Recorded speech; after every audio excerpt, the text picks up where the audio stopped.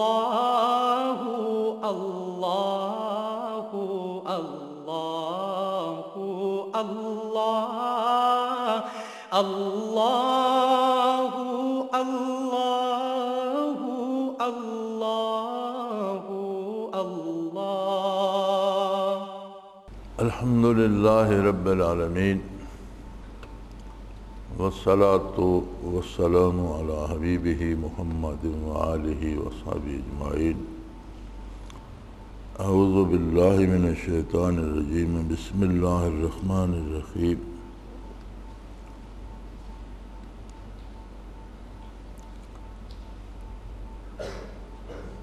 اذ ہمت طائفتان منکم ان تفشلا واللہ ولیہما، جب تم میں سے دو جماعتوں نے دل میں خیال کیا کہ ہمت ہار دیں اور اللہ تعالیٰ ان لوگوں کا مددگار تھا۔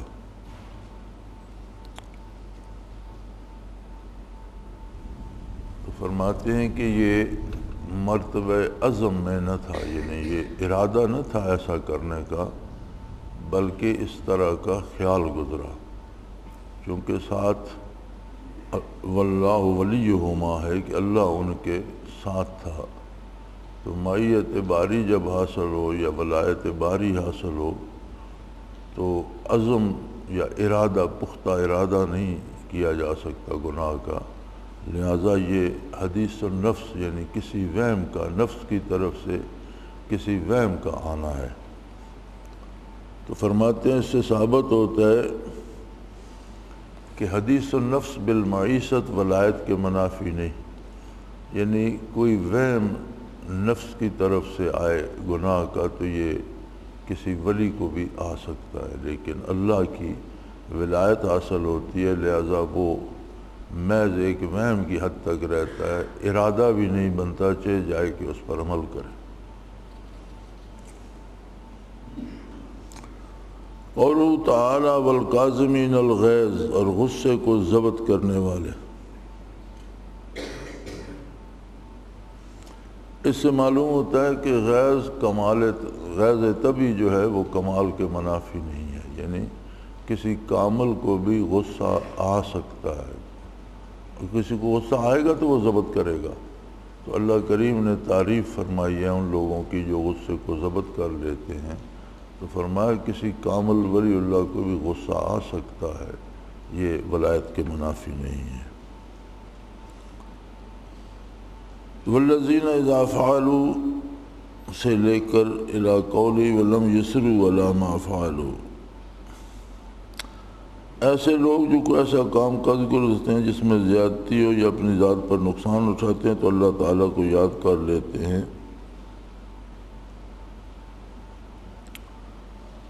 تو فرماتے ہیں روح المعانی میں ہے کہ حسن سے روایت ہے کہ یہی صفت اس کی ہے جس کی صفت الذین ینفقون فی السراء ہے۔ اس سے معلوم ہوا کہ گناہ ہو جانا جبکہ توبہ کر لیں اور اس سے بار بار نہ کریں تو یہ محسن ہونے کے منافی نہیں۔ کسی اچھے سے اچھے نیک بندے سے بھی خطا ہو سکتی ہے، لیکن وہ فوراً توبہ کرتا ہے، رجوع الی اللہ کرتا ہے اور اس گناہ کو بار بار نہیں دہراتا۔ لقد کنتم تمنون الموت، تم تو مرنے کی تمنا کر رہے تھے۔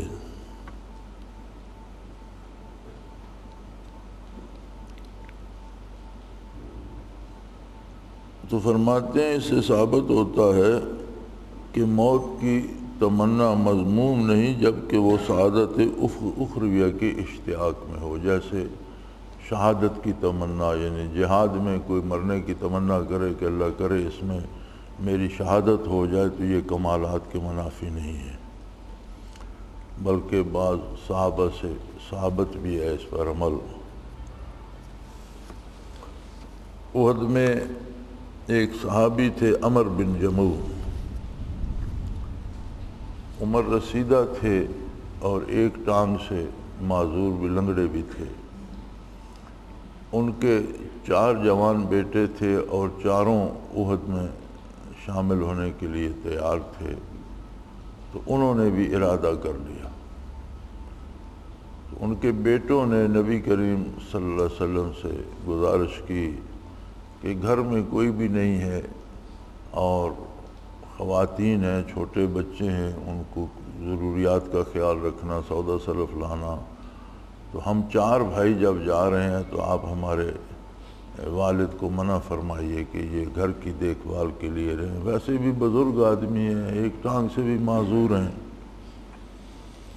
تو انہیں حضور اکرم صلی اللہ علیہ وسلم نے طلب فرمایا۔ جب ان سے پوچھا گیا تو انہوں نے عرض کی، یا رسول اللہ، انہوں نے اپنی آخرت، ان کی اپنی آخرت ہے، میری اپنی آخرت ہے، یہ رشتے تو دنیا کے ہیں، تو انہیں جنت میں جانے کا شوق ہے اور مجھے نہیں ہے، میں بھی چاہتا ہوں کہ اس لنگڑی ٹانگ کو جنت میں گھسیٹو، یہ ان کے الفاظ تھے۔ چنانچہ حضور نے اجازت دے دی، وہ احد میں شہید ہو گئے۔ احد کی فتح کے بعد 3 دن حضور وہاں مقیم رہے، شہدائے احد کو دفن کیا گیا، اور حضور نے اجازت دے دی کہ اگر کوئی اپنے شہید کو مدینہ منورہ لے جا کر جنت البقیع میں دفن کرنا چاہتا ہے تو وہ لے جائے۔ ان کے بیٹوں نے بھی چاہا کہ ہم انہیں لے جائیں، تو وہ جب ان کے وجود کو اونٹ پر لاتے تو اونٹ اٹھنے سے انکار کر دیتا، جب وجود اتار لیتے تو اونٹ ٹھیک ٹھاک ہوتا۔ تو انہوں نے پھر جا کر بارگاہ رسالت میں عرض کی کہ اونٹ انہیں اٹھا کر اٹھتا ہی نہیں ہے۔ تو آپ نے فرمایا لشکر سے پتہ کرو، کوئی ان کا ساتھی ہے تو اس سے پتہ کریں گے کہ کوئی واقعات وہ بتائے، جی فلاں شخص کے ساتھ ان کی بڑی دوستی تھی، فرمایا اسے تلاش کرو۔ وہ مل گئے، انہیں لایا گیا۔ تو حضور نے پوچھا کہ کوئی بات عمر بن الجموع کی بتاؤ۔ اس نے عرض کی، یا رسول اللہ، ہم دونوں اکٹھے تھے تو میں نے ان سے کہا کہ میں دعا کرتا ہوں، آپ بھی آمین کہیں۔ تو میں نے دعا کی کہ کافر، چوٹی کا کوئی کافر میرے ہاتھ سے مارا جائے اور اس کی ذرہ اور تلوار مجھے غنیمت میں ملے اور میں فخر سے پہن کر پھرتا رہوں، میں نے فلاں مشرک کو مارا تھا۔ انہوں نے آمین کہی۔ پھر انہوں نے فرمایا کہ میں دعا کروں گا، تم آمین کہنا۔ تو انہوں نے دعا کی کہ بار الہ، میں آج یہاں شہید ہو جاؤں، یہیں دفن ہو جاؤں، اور قیامت کو یہیں سے اٹھوں اور اسی طرح خون آلود لباس لے کر تیری بارگاہ میں حاضر ہو جاؤں۔ تو میں نے آمین کہی۔ تو حضور نے فرمایا کہ ان کی دعا قبول ہوئی، انہیں یہیں دفن کر دو، یہاں سے تم نہیں لے جا سکو گے۔ تو اس میں شہادت کی تمنا تھی، یعنی موت کی تمنا، دنیا سے گھبرا کر موت کی تمنا کرنا جائز نہیں ہے، لیکن شہادت کی طلب میں یا جہاں اخروی فلاح کا امکان ہو وہاں موت کی طلب کرنا جائز ہے۔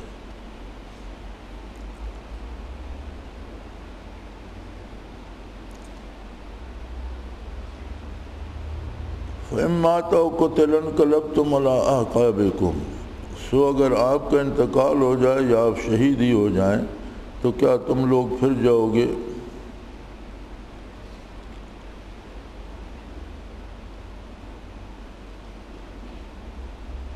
تو اس آیت سے معلوم ہوا کہ کسی پیر کے مر جانے پر فضا شدید اور سخت رنج کرنا، جیسا کہ اکثر معتقدین بلکہ عوام خاص کا بھی طرز عمل ہے، مذموم ہے۔ یعنی کسی کا پیر یا شیخ مر جائے تو اس کا یہ مطلب نہیں ہے کہ وہ اس طرح سے غم کرے کہ دنیا کا کاروبار ہی ٹھپ کر دے، یہ درست نہیں ہے۔ جزا فضا اور شور شرابہ کرنا درست نہیں ہے، بلکہ جو کچھ شیخ نے سکھایا ہے یا جو تربیت کی ہے اس پر پوری سختی سے کاربند ہو، نہ یہ کہ معمولات ہی چھوڑ دے اور اذکار ہی چھوڑ دے اور سوگ منانے لگ جائے، یہ درست نہیں ہے۔ وقولہ تعالیٰ یعلمہم الکتاب والحکمہ، ان کو کتاب اور فہم کی باتیں بتلاتی ہیں۔ فرماتے ہیں اس آیت میں ایک تو علم اسرار کا اثبات ہے، یعنی وہ علم جنہیں اسرار الہی کہا جاتا ہے، کیفیات قلبی، واردات قلبی اور کشفی الہامی علوم، ان کا ثبوت ملتا ہے کہ نبی کریم سے کتاب اور حکمت کی تعلیم ہے۔ اور روح میں ہے کہ تلاوت سے مراد آیات توحید و نبوت کی تبلیغ ہے، تزکیہ سے مراد کلمہ طیبہ کی طرف بلانا، توحید و رسالت پر دال ہے، اور تعلیم کتاب سے مراد الفاظ قرآن کریم کی تعلیم ہے، اور حکمت سے مراد اسرار قرآنیہ پر واقف بنانا ہے۔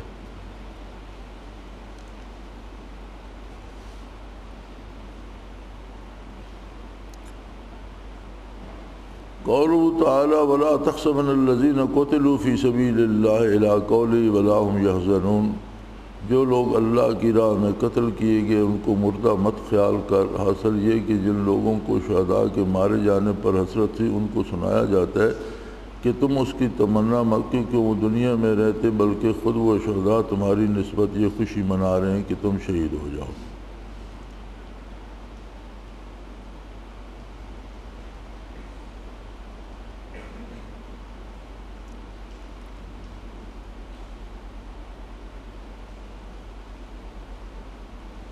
فرماتے ہیں جس طرح کوئی جہاد میں شہید ہو جاتا ہے تو اس پر اللہ نے فرمایا یہ نہ سوچو کہ وہ مر گئے، کاش وہ یہاں سے بچ جاتے، زندہ رہتے، ہمارے ساتھ ہوتے، تم تو یہ حسرت کر رہے ہو، اور وہ شہداء یہ تمنا کر رہے ہیں کہ یہ جو بچ گئے کاش یہ بھی شہید ہو جاتے اور ہمارے ساتھ یہاں موج اڑاتے اور جنت میں عیش کرتے اور اللہ کی رحمت سے مستفید ہوتے، وہ اس کی تمنا کر رہے ہوتے ہیں۔ تو اس میں فرماتے ہیں یہ سبق ہے کہ جس طرح وہ شہید تمنا کر رہے ہوتے ہیں کہ جو بچ گئے یہ بھی آ جاتے، اس طرح صوفی دوسرے ساتھیوں کے لیے بھی یہ درد رکھتا ہو کہ اگر مجھے اعلیٰ مقامات نصیب ہیں تو دوسرے کو بھی ہونے چاہیے۔ یعنی اس میں یہ نہ پیدا ہو جائے کہ میں صاحب مجاز ہوں، کوئی دوسرا بن گیا تو اس میں میری سبکی ہوگی، یہ بڑا تماشا بنتا ہے۔ اکثر لوگوں میں یہ ہوتا ہے کہ یہاں تو میں صاحب مجاز ہوں، اب فلانا بھی بن گیا تو میرے اختیارات تو آدھے ہو گئے۔ اسی طرح مراقبات میں ہوتا ہے کہ کسی کا سبق آ گیا تو کسی دوسرے کا بھی ہو گیا تو وہ کہتے ہیں یار یہ بھی میرے برابر فرمایا، یہ نہیں ہونا چاہیے، بلکہ تمنا یہ ہونا چاہیے کہ اللہ نے جو کمال مجھے دیا ہے وہ میرے دوسرے بھائیوں کو بھی دے، ان کی ترقی کے لیے بھی خلوص دل سے دعا کرنی چاہیے، خواہش کرنی چاہیے۔ انما ذالکم الشیطان یخوف اولیاءہ فلا تخافوہم، کہ شیطان اپنے دوستوں سے ڈراتا ہے اور سو تم اس سے مت ڈرنا۔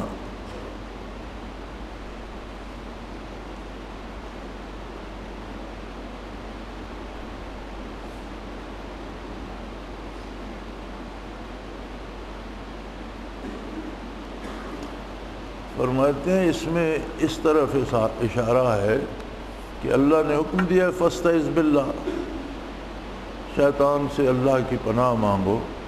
تو بعض بزرگ جب پڑھتے تھے تعوذ تو فرماتے تھے شیطان کو مخاطب کر کے تو یہ نہ سمجھنا کہ میں تجھ سے ڈر کر تعوذ پڑھ رہا ہوں، اللہ کا حکم ہے پڑھنے کا اس لیے میں پڑھ رہا ہوں، ورنہ تو میرا کیا بگاڑ لے گا۔ تو فرمایا اس آیت میں کہ الشیطان یخوف اولیاءہ، شیطان ان کو ڈرا سکتا ہے جو اس سے دوستی کرتے ہیں، جو اس سے دوستی نہیں کرتے ان کو نہیں ڈرا سکتا، وہ اس سے نہیں ڈرتا۔ تو اگر ہمیں یہ ڈر ہے کہ ہم شیطان سے ڈرتے ہیں تو اس کا مطلب یہ ہے کہ ہمارے کردار میں کچھ ایسے باتیں ہیں کہ ہم شیطان کی بات مانتے ہیں۔ جو اس کی بات نہیں مانتا تو حضرت فرماتے ہیں کہ اس آیت سے یہ ثابت ہے کہ وہ اس سے ڈرتا بھی نہیں، اور اگر تعوذ اور اعوذ باللہ پڑھتا ہے تو بعض بزرگوں سے یہ روایت ہے کہ انہوں نے تعوذ پڑھا اور شیطان کو مخاطب کر کے کہا کہ تو نہ یہ سمجھنا میں تو اسے ڈر کے پڑھ رہا ہوں، میں تو اللہ کے حکم کی تعمیل کر رہا ہوں، ورنہ تو کیا اور تیری حیثیت کیا۔ وَلَا يَحْسَبَنَّ الَّذِينَ كَفَرُوا أَنَّمَا نُمْلِي لَهُمْ خَيْرًا لِأَنفُسِهِمْ إِنَّمَا نُمْلِي لَهُمْ لِيَزْدَادُوا إِثْمًا، جو لوگ کفر کر رہے ہیں وہ یہ خیال نہ کریں کہ ہم ان کو مہلت اس لیے دیتے ہیں کہ ان کے لیے بہتر ہے، ان کو مہلت صرف اس لیے دے رہے ہیں کہ وہ جرم میں اور ترقی۔ اس میں اشارہ ہے کہ معیشت کے ساتھ بست رہے تو اس پر مغرور نہ ہو۔ آیت کریمہ کا مطلب یہ ہے کہ اگر گناہ گاروں کو، بدکاروں کو، کافروں کو مہلت ملتی ہے، صحت ملتی ہے، دولت ملتی ہے، مال ملتا ہے اور گناہ بھی کیے جا رہے ہیں، تو اللہ فرماتا ہے وہ اس پہ خوش نہ ہوں کہ ہم ان سے راضی ہیں تو ان کو مہلت دی ہے، بلکہ ہم نے ان کی باغ ڈھیلی چھوڑ دی ہے کہ باغ کر دیکھ لو جہاں تک جا سکتے ہو، جتنے اللہ سے دور جاؤ گے اتنی زیادہ سزا پاؤ گے، جتنے جرم کرو گے اتنی زیادہ، تو اپنے آپ کے ساتھ زیادتی کر۔ تو فرماتے ہیں اس میں صوفیوں کے لیے یہ ہے کہ اگر غلطی ہو جائے اور منازل میں فرق نہ آئے تو یہ نہ سمجھے کہ یہ غلطی میرے لیے جائز ہو گئی ہے، پھر نہ دہرائے، کیونکہ غلطی غلطی ہے، گناہ گناہ ہے، تو کبھی ایک ہی دفعہ سب کچھ لے ڈوبے گا۔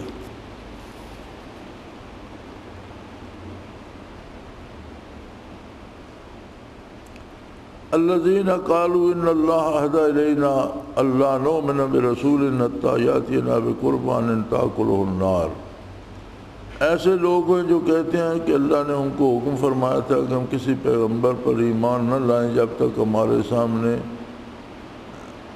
معجزہ خداوندی ظاہر نہ کرے کہ اس کو آگ کھائے، کوئی چیز آگ کھا۔ فرمایا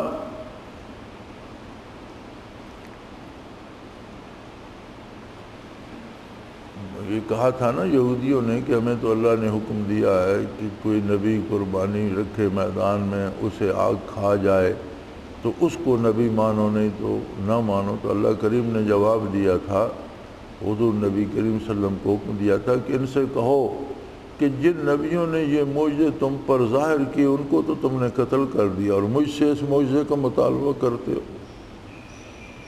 یعنی جن انبیاء کے پاس یہ معجزہ تھا اور وہ تمہیں دکھائے اور تمہاری تاریخ میں موجود ہے کہ تم نے انہیں شہید کر دیا۔ تو یہاں یہ فرماتے ہیں کہ شاگرد کو شیخ سے استفادہ کرنے کے لیے کرامات کی ضرورت نہیں ہے۔ اس پر نہ رہے کہ کرامت دیکھوں گا تو پھر اللہ اللہ سیکھوں گا، بلکہ خود اللہ اللہ ہی بڑی کرامت ہے۔ تو خارق کا متمنی نہ رہے کہ کوئی عجیب و غریب بات دیکھوں گا جسے میں کرامت سمجھوں گا تو پھر استفادہ کروں گا۔ فمن زحزح عن النار وادخل الجنۃ فقد فاز، جو شخص دوزخ سے بچا لے گیا اور جنت میں داخل ہو گیا اس سے وہ کامیاب ہوا۔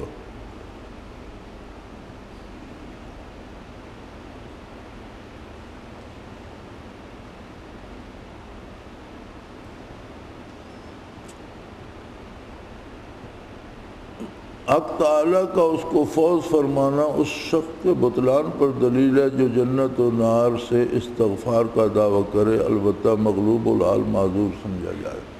وہ بعض لوگ یہ دعویٰ کرتے ہیں کہ جی ہمیں تو جنت بھی نہیں چاہیے، اللہ دوزخ سے بھی بچائے اور ہمیں جنت کی بھی ضرورت نہیں، فرمایا یہ غلط بات ہے۔ اللہ نے تو جنت کے داخلے کو فوز کبیر، فوز اور بہت بڑی کامیابی قرار دیا ہے۔ تو یہ بات بڑی نازک سی ہے، ذرا سمجھ لی جائے کہ جنت لذات ہی مقصود نہیں، فی نفس ہی جنت مقصود نہیں، لیکن جنت اللہ کی رضا کی سند ہے، دلیل ہے۔ تو جس طرح کوئی اب یہ زیادہ شور ہو رہا ہے ڈگریوں کا، جو یہ ایم اے کرتا ہے تو ڈگری ملتی ہے اسے، تو ڈگری ذاتی طور پر تو ڈگری کی کوئی حیثیت نہیں ہے، کاغذ ہے اس پر کچھ لکھا ہوا ہے، اصل وہ سند ہے کہ اس کی قابلیت اتنی ہے۔ تو جنت سند ہے رضا الہی کی، تو جسے رضا الہی چاہیے وہ جنت کی طلب کرے گا کہ وہ سند ہے اس کی اللہ کی رضامندی کی۔ جنت میں وہی داخل ہوں گے جو اللہ جنہیں قبول کر لے گا اور معاف فرما دے گا اور کامیاب قرار دے گا۔ تو بعض لوگ سمجھتے ہیں کہ یہ تصوف ہے کہ جی ہمیں تو جنت بھی نہیں چاہیے، دوزخ سے بھی اللہ بچائے، فرمایا یہ کمال کی دلیل نہیں ہے۔ ہاں کوئی مغلوب الحال ہو تو وہ الگ بات ہے، لیکن کسی باہوش آدمی کو ایسے جملے نہیں کہنے چاہیے۔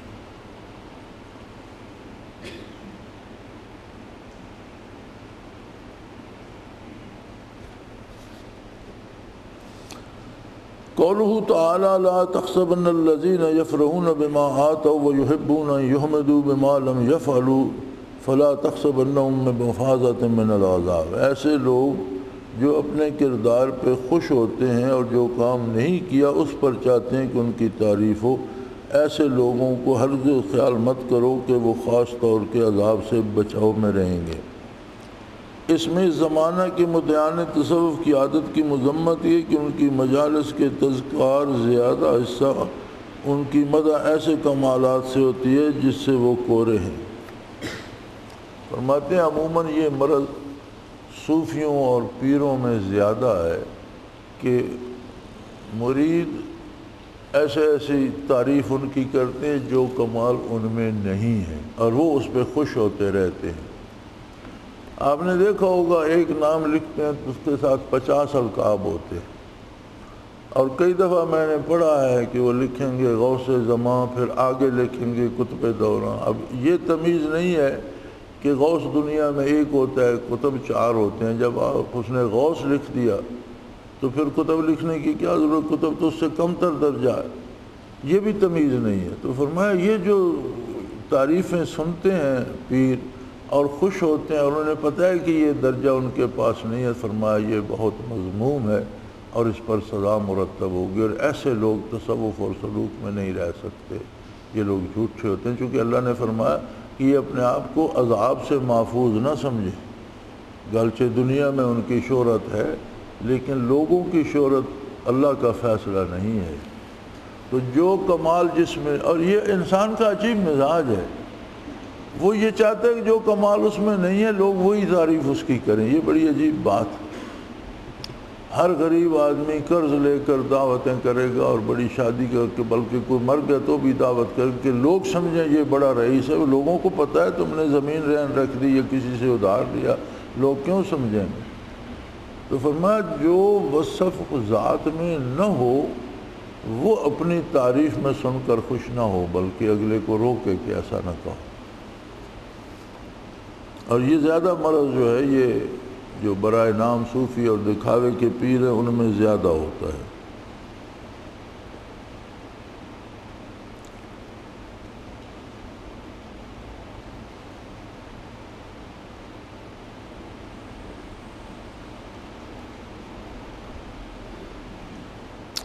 قوله تعالی الذین یذکرون اللہ قیاما وقعودا وعلی جنوبہم ویتفکرون فی خلق السماوات والارض، وہ لوگ جو اللہ تعالیٰ کی یاد کرتے ہیں کھڑے بھی، بیٹھے بھی، لیٹے بھی، اور آسمانوں اور زمینوں کو پیدا ہونے میں غور کرتے ہیں۔ اس آیت میں 2 مسئلے ہیں۔ ایک یہ کہ فکر بھی مثل ذکر کے ہے، عبادت ہے، یعنی جہاں ذکر کا ذکر الہی کا ارشاد ہوا وہاں فرمایا یتفکرون، الذین یذکرون اللہ قیاما وقعودا وعلی جنوبہم، کھڑے بیٹھے لیٹے ذکر کرتے ہیں، اور یتفکرون اور تفکر کرتے ہیں۔ تو مراقبہ یا تفکر جو ہے مثل ذکر وہ بھی عبادت ہے۔ اور دوسرا مسئلہ یہ ہے کہ فکر کا محل مخلوق ہے نہ کہ خالق۔ جب فکر کرے، مراقبہ کرے، سوچے تو مخلوق میں سوچے، اللہ کی ذات میں تو سوچنا ممکن نہیں ہے۔ یہ نہ سوچنا شروع کر دے کہ اللہ کیسا ہے، اس کا حلیہ کیسا ہے، قد کاٹ کیسا ہے، ان باتوں میں نہ پڑے۔ اگر سوچے گا تو اسی طرح سوچے گا اور یہ گمراہی ہوگی اور حق سے دور چلا جائے گا، کیونکہ اللہ کی نہ کوئی مثل ہے نہ مثال ہے، نہ وہ کسی انسان کے علم میں آ سکتا ہے نہ اس کی عقل میں سما سکتا ہے۔ یہ ساری چیزیں مخلوق ہیں اور وہ خالق ہے، وہ دائرہ تخلیق سے بالا تر ہے۔ تو فرمایا 2 مسئلے ہیں، ایک تو یہ کہ فکر بھی مثل ذکر عبادت ہے، دوسرا یہ کہ یتفکرون فی خلق السماوات والارض، یعنی تفکر مخلوق میں ہوگا، اس سے اللہ کی عظمت کا اندازہ کرے گا کہ وہ کیسا قادر ہے، ان کیڑیوں کو بھی پال رہا ہے، ان کے انڈے بچے بھی دیکھ رہا ہے، اور جہاں ایک کیڑی کو پال رہا ہے وہاں ہاتھی جیسے جانور کو بھی پال رہا ہے، چھوٹے سے گھاس کے تنکے کو بھی وہ پال رہا ہے، اور بہت بڑے درخت کا نگہبان بھی۔ تو مخلوق میں تفکر کرے، یعنی 2 مسئلے ہیں۔ حضرت رحمۃ اللہ فرمایا کرتے تھے کہ مراقبات نوافل سے افضل عبادت، کیونکہ نوافل پڑھیں آپ تو ہو سکتا ہے کسی میں متوجہ اللہ ہوں، کسی میں خیال کسی دوسری طرف نکل جائے، جبکہ مراقبات میں پوری کوشش متوجہ اللہ ہونے کی طرف ہوتی ہے۔ تو چونکہ ذکر کے ساتھ فکر کو بھی برابر کی عبادت قرآن نے قرار دیا ہے، تو پھر نوافل سے یہ اپنے رتبے میں بہتر ہے۔ قولہ تعالی ربنا ما خلقت ھذا باطلا، پروردگار آپ نے اس کو لاجانی پیدا نہیں کیا۔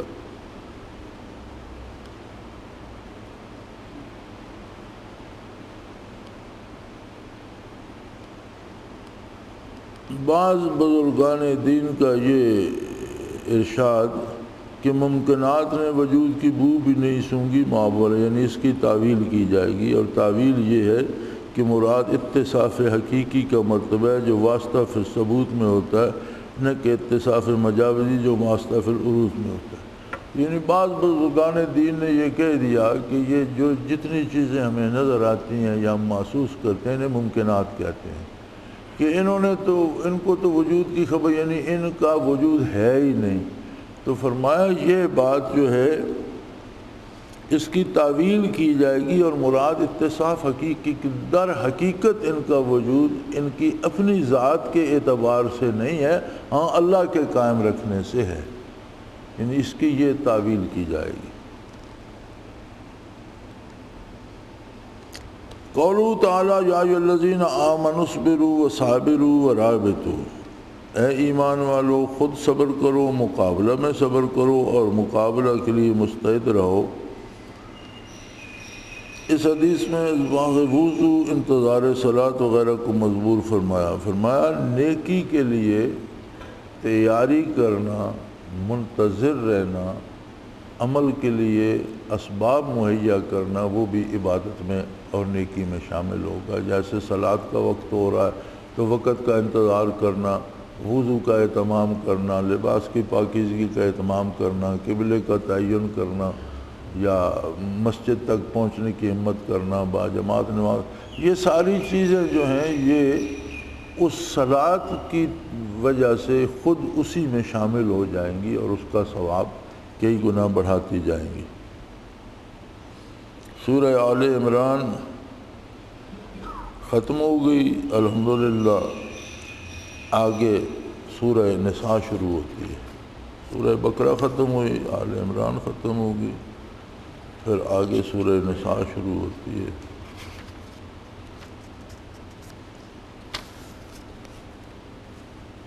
سورہ نساء، اس درمیان میں یہ 2 صفحے اضافہ ہے، جس ہستی نے یہ کتاب نقل فرمائی ہے انہوں نے کچھ اپنی طرف سے بھی اضافے کیے، لیکن میں صرف حضرت کی جو اپنی ارشادات ہیں وہ پیش کرنا چاہ رہا ہوں۔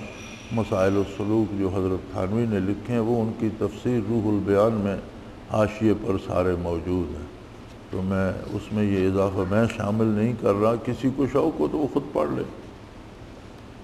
سورہ نساء،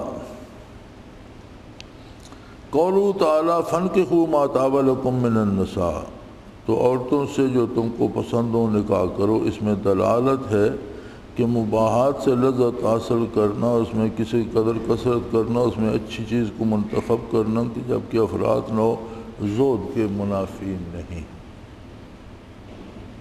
یعنی یہ کسی کی نیکی یا زود یا تقوی یا ولایت کے منافی نہیں ہے کہ جو چیزیں مباح ہیں، حلال ہیں، ان میں سے اگر اسے اللہ کی طرف سے میسر ہو تو وہ اچھی چیز چن کر منتخب کرے، اچھا لباس پہنے، حلال ہو، پاکیزہ ہو تو اچھا صاف ستھرا کھانا کھائے، یا اچھی یا صاف سواری رکھے، تو یہ کسی ولی کے لیے منافی نہیں ہے، کیونکہ اللہ کا پاک نے فرمایا فانکحوا ما طاب لکم من النساء، تم میں جو عورتیں پسند ہوں ان سے نکاح کر لو۔ تو اللہ نے پسند کی اجازت دی ہے، تو فرمایا مباحات میں سے، حلال چیزوں میں سے، جائز چیزوں میں سے اچھی چیز منتخب کر کے استعمال کرنا، یہ زہد و تقوی کے منافی نہیں ہے۔ تو یہاں تو اعتراض یہ ہوتا ہے نا جی حضرت کے کپڑے اتنے قیمتی ہیں، گھڑی اتنی قیمتی باندھی ہوئی ہے، انہیں ولایت کہاں ہوگی؟ وہ سمجھتے ہیں کوئی بھوکا ننگا ہو، لباس پھٹا ہوا ہو یا پریشان ہو تو وہی ولی ہو سکتا ہے۔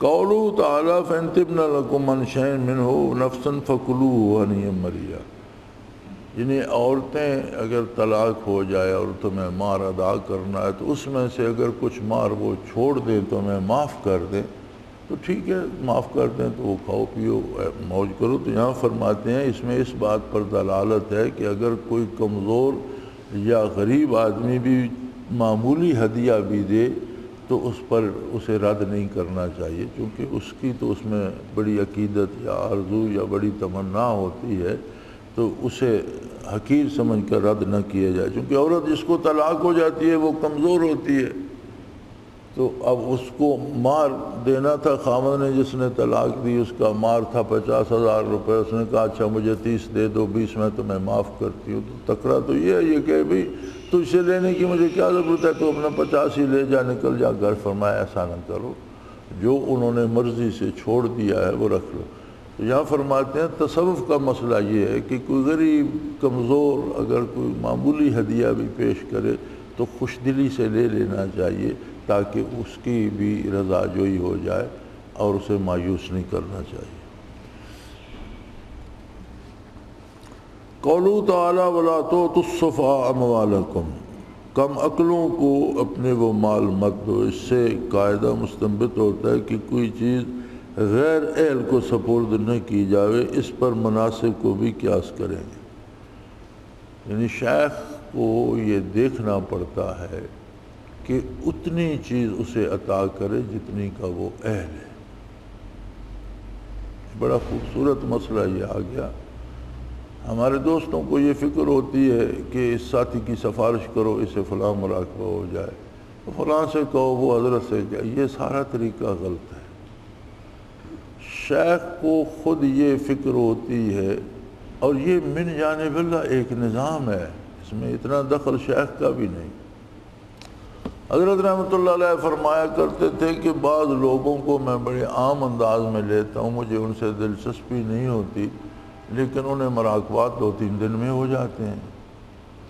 بعض ایسے ساتھی ہوتے ہیں جن کو میں چاہتا ہوں اسے مراقبات ہو جائیں، لیکن انہیں 2-3 سال لگانا پڑ جاتا۔ تو یہ ایک نظام ہے اللہ کریم کی طرف سے۔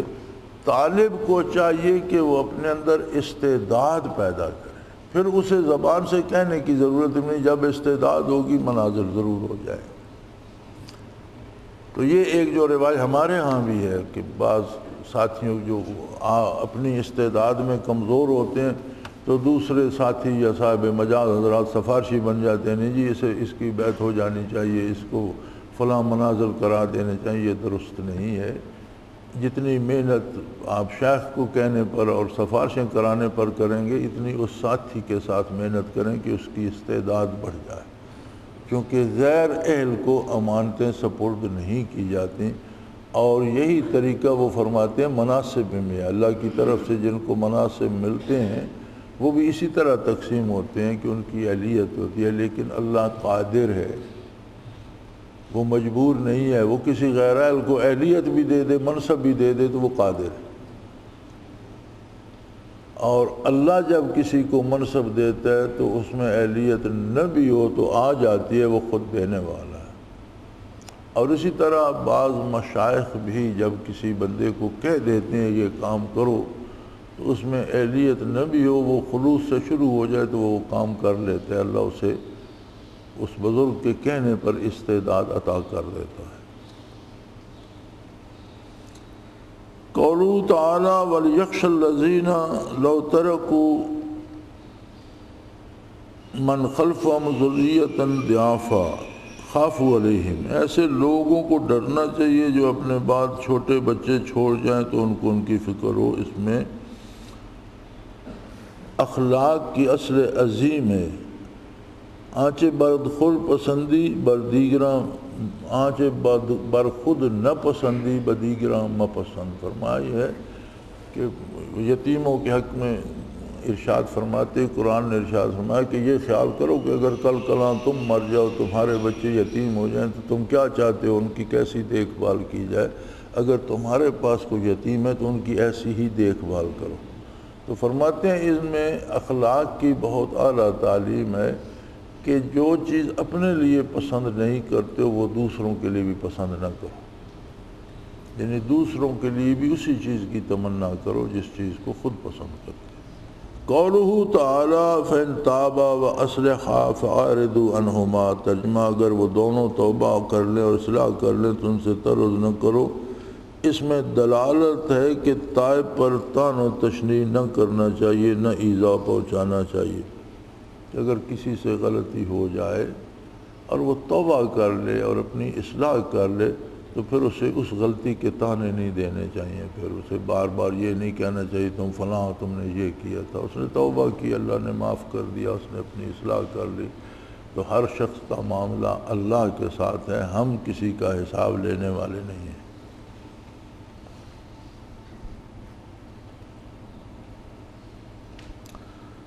قولہ تعالی انما التوبۃ علی اللہ للذین یعملون السوء بجہالہ، توبہ کا قبول کرنا اللہ تعالیٰ کے ذمہ ہے اور وہ انہی کی ہے جو حماقت سے کو گناہ کر بیٹھے ہیں۔ ایسے امر کا ارتکاب جو عقل کی شان کے لائق نہ ہو، جہالت سے تعبیر کرنا اگرچہ علم اور عمل ہے، اس کا صدور ہونا دلیل ہے صوفیہ کی۔ اس میں تفسیر ہے کہ وہ یقین کے معنی کہتے ہیں اعتقاد جازم مطابق واقع ما غلب حال، قرآن مجید میں اس کے فقدان کو جہالت کہا گیا۔ تو فرماتے ہیں جب بندہ بہت بڑا عالم بھی ہو، فاضل بھی ہو، لیکن عملاً کوئی ایسا کام کرے جو علم اور عقل کے منافی ہو تو قرآن اسے جہالت کہتا ہے۔ قرآن کریم کے نزدیک علم وہی ہے جس کے مطابق عمل کیا جائے، اور علم ہے، پڑھا لکھا ہے، فاضل ہے، لیکن اس کا عمل جو ہے وہ جاہلوں جیسا ہے تو قرآن اسے جاہل ہی کہتا ہے۔ یعنی علم کا مطلب یہ ہے کہ اس پر عمل بھی کیا جائے۔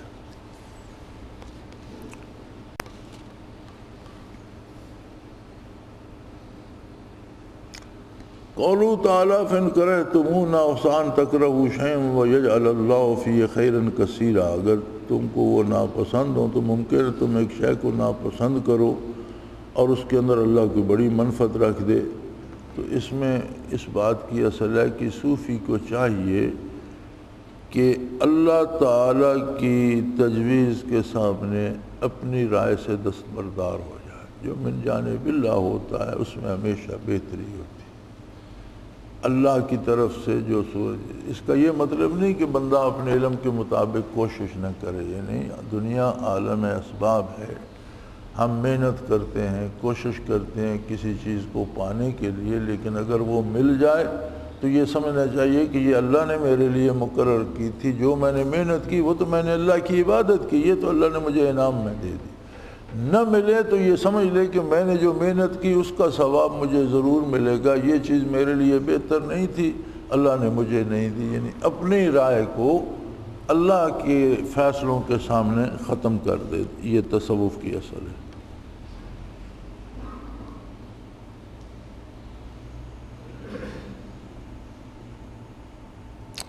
قولوا تعالیٰ ان اردتم استبدال زوج مکان زوج وآتیتم احداہن قنطارا فلا تأخذوا منہ شیئا اتأخذونہ بہتانا واسما مبینا، اگر تم بجائے ایک بیوی کے دوسری بیوی کرنا چاہو اور اسے ایک عورت کو انبار کا انبار مال دے چکے ہو تو اس میں سے کچھ بھی مت لو، کیا تم اس کو لیتے ہو بہتان رکھ کر، گناہ کے مرتکب ہو کر؟ اللہ تعالیٰ نے فرمایا ہے کہ کوئی چیز واپس لینا مخصوص عورت کی نہ لے، جب واقع میں عورت صاحب سے بولو میں اپنے شوق سے دوسرا نکاح کرنا چاہتا ہوں تو اس سے کچھ لینا قاعدہ بالا کی دیکھنے والوں کو شبہ میں ڈالے گا۔ پس بہتان جیسا کبھی صراحتاً اور دلالتاً اس کو بھی منافذ میں قوم کی اصل ہے کہ جس طرح موجب سے بچتے ہیں موہم سے بھی بچتے ہیں۔ فرمایا جس طرح اللہ کریم نے فرمایا کہ اگر تم کسی عورت کو چھوڑ کر دوسری عورت سے نکاح کرنا چاہتے ہو، حالانکہ اس میں عورت کا قصور نہیں ہے. بعض اوقات یہ ہوتا ہے کہ ہم کہتے ہیں یار اس کے ساتھ میرا مزاج نہیں ملتا، میری طبیعت ہی نہیں چاہتی، میں فلاں عورت سے شادی، اسے طلاق دے دیتے ہو. تو پھر اگر اسے تم نے کروڑوں روپے بھی دیے ہیں تو چونکہ اس کا قصور نہیں ہے اس سے واپس مت لو. تو فرماتے ہیں کہ یہ مال تو اس کا اپنا تھا، اس سے معاملہ طے کر لیتا، لیکن اللہ تعالیٰ نے فراخ دلی کرنے اور بغیر جرم کے کسی پر الزام یا سزا دینے سے منع فرمایا ہے. تو صوفی جو ہیں یہ تو کسی کے خلاف وہم کرنے سے بھی احتیاط کرتے ہیں. جس طرح وہاں ہے نا کہ اس بی پر الزام لگایا تم نے اگر مال واپس لیتے ہو، تو صوفی کو کسی کے بارے غلط وہم سے بھی اجتناب کرنا چاہیے. لوگوں کا معاملہ اللہ کے سپرد کر دے، اللہ جانے، اس کی مخلوق جانے. جہاں تک اپنا شرعی مکلف ہے اپنا کام وہاں تک کرے.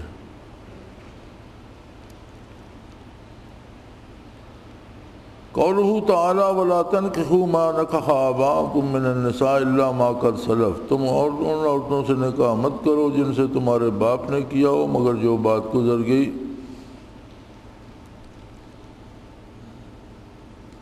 اس میں اس بات پر اصل ہے کہ خطا ماضی کی بنا پر تشدد نہیں کرتے. یعنی اللہ کریم نے فرمایا کہ جو لوگ ظہور اسلام سے پہلے یہ گناہ کر چکے ہیں انہیں بھول جاؤ، آئندہ ایسا مت کرنا.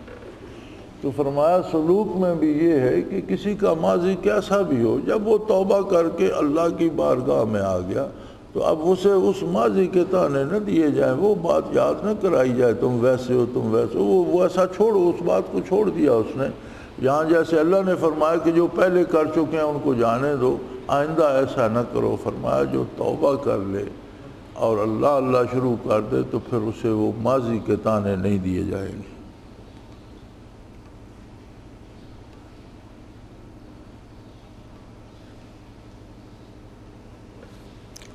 قولہ تعالی وَمَن لَّمْ يَسْتَطِعْ مِنكُمْ طَوْلًا أَن يَنكِحَ الْمُحْصَنَاتِ فِي الْمُؤْمِنَاتِ فَمِمَّا مَلَكَتْ أَيْمَانُكُم مِّن فَتَيَاتِكُمُ الْمُؤْمِنَاتِ وَاللَّهُ أَعْلَمُ بِإِيمَانِكُم بَعْضُكُم مِّن بَعْضٍ. جو شخص تم میں پوری قدرت گنجائش نہ رکھتا اور مسلمان عورتوں سے نکاح کرنے کی تو آپ اس کی مسلمان لونیوں سے جو کہ تم کی مملوکہ نکاح کر لے اور ایمان کی پوری حالت اللہ ہی کی معلوم ہے، آپس ایک دوسرے برابر ہو. اس میں فرماتے ہیں کہ مسلمان سارے ہی مسلمان ہیں. یعنی آیت کا حکم یہ ہے کہ اگر ایک آزاد عورت سے نکاح نہیں کر سکتا، مالی طور پر کوئی کمزور ہے، اسے کوئی رشتہ نہیں دیتا، تو کسی مملوکہ کسی کنیز سے نکاح کر لے. تو اس میں فرماتے ہیں کہ کبر و نخوت کی جڑ قطع کی گئی ہے، یعنی تکبر میں مبتلا نہ ہو. اگر ایک کسی کو قیمتی لباس نہیں ملتا، کم قیمت میسر ہے تو اس سے گزارا کر لے. اس میں نہ آ جائے، اپنی بڑائی میں نہ آ جائے کہ میں اتنا بڑا آدمی ہوں، یہ میں کیا، یہ کھانا کیسے کھاؤں، یہ لباس کیسے پہنوں. تو اس میں کبر کی نفی کی گئی ہے. فَإِنْ آتَيْنَ بِفَاحِشَةٍ فَلَهُنَّ نِصْفُ مَا عَلَى الْمُحْصَنَاتِ مِنَ الْعَذَابِ. پھر اگر وہ بڑی بے حیائی کا کام کرے تو ان پر سزا نصف ہوگی آزاد عورتوں کی سزا سے. یہ کہا گیا ہے کہ غلام عورتیں اگر گناہ کریں گی تو وہی گناہ اگر آزاد عورت کرے تو غلام کو اس کی آدھی سزا دی جائے گی. تو یہ فرماتے ہیں کہ اس سے معلوم ہوا کہ درجات کے تساوت سے سیاست میں بھی تفاوت ہوتا ہے، اور یہی شان ہوتی ہے حکماء مصلحین کی کہ ہر طالب کے ساتھ اس کی خصوصیت کے مطابق معاملہ کرتے ہیں. فرماتے ہیں درجات کے فرق سے جتنا کسی کو اب ایک صرف لطائف کرتا ہے، دوسرے کے پاس مراقبات ثلاثہ ہیں، تیسرے کے پاس فنا بقا تک درجات ہے، چوتھا اس سے بھی آگے ہے. تو جس طرح کے درجات ہوں گے اگر غلطی کرے گا تو اس درجے کی سزا بھی پائے گا، معاملہ بھی اس درجے کا کیا جائے گا. جس طرح کنیز سے سزا گناہ ہوتا ہے تو سزا آدھی ہے، آزاد عورت گناہ کرتی ہے تو اس سے 2 گنی سزا ہے، اس کی حیثیت کے مطابق فرمایا سزا کی تعیین کی گئی ہے۔ اسی طرح صوفی کو بھی بہت محتاط رہنا چاہیے۔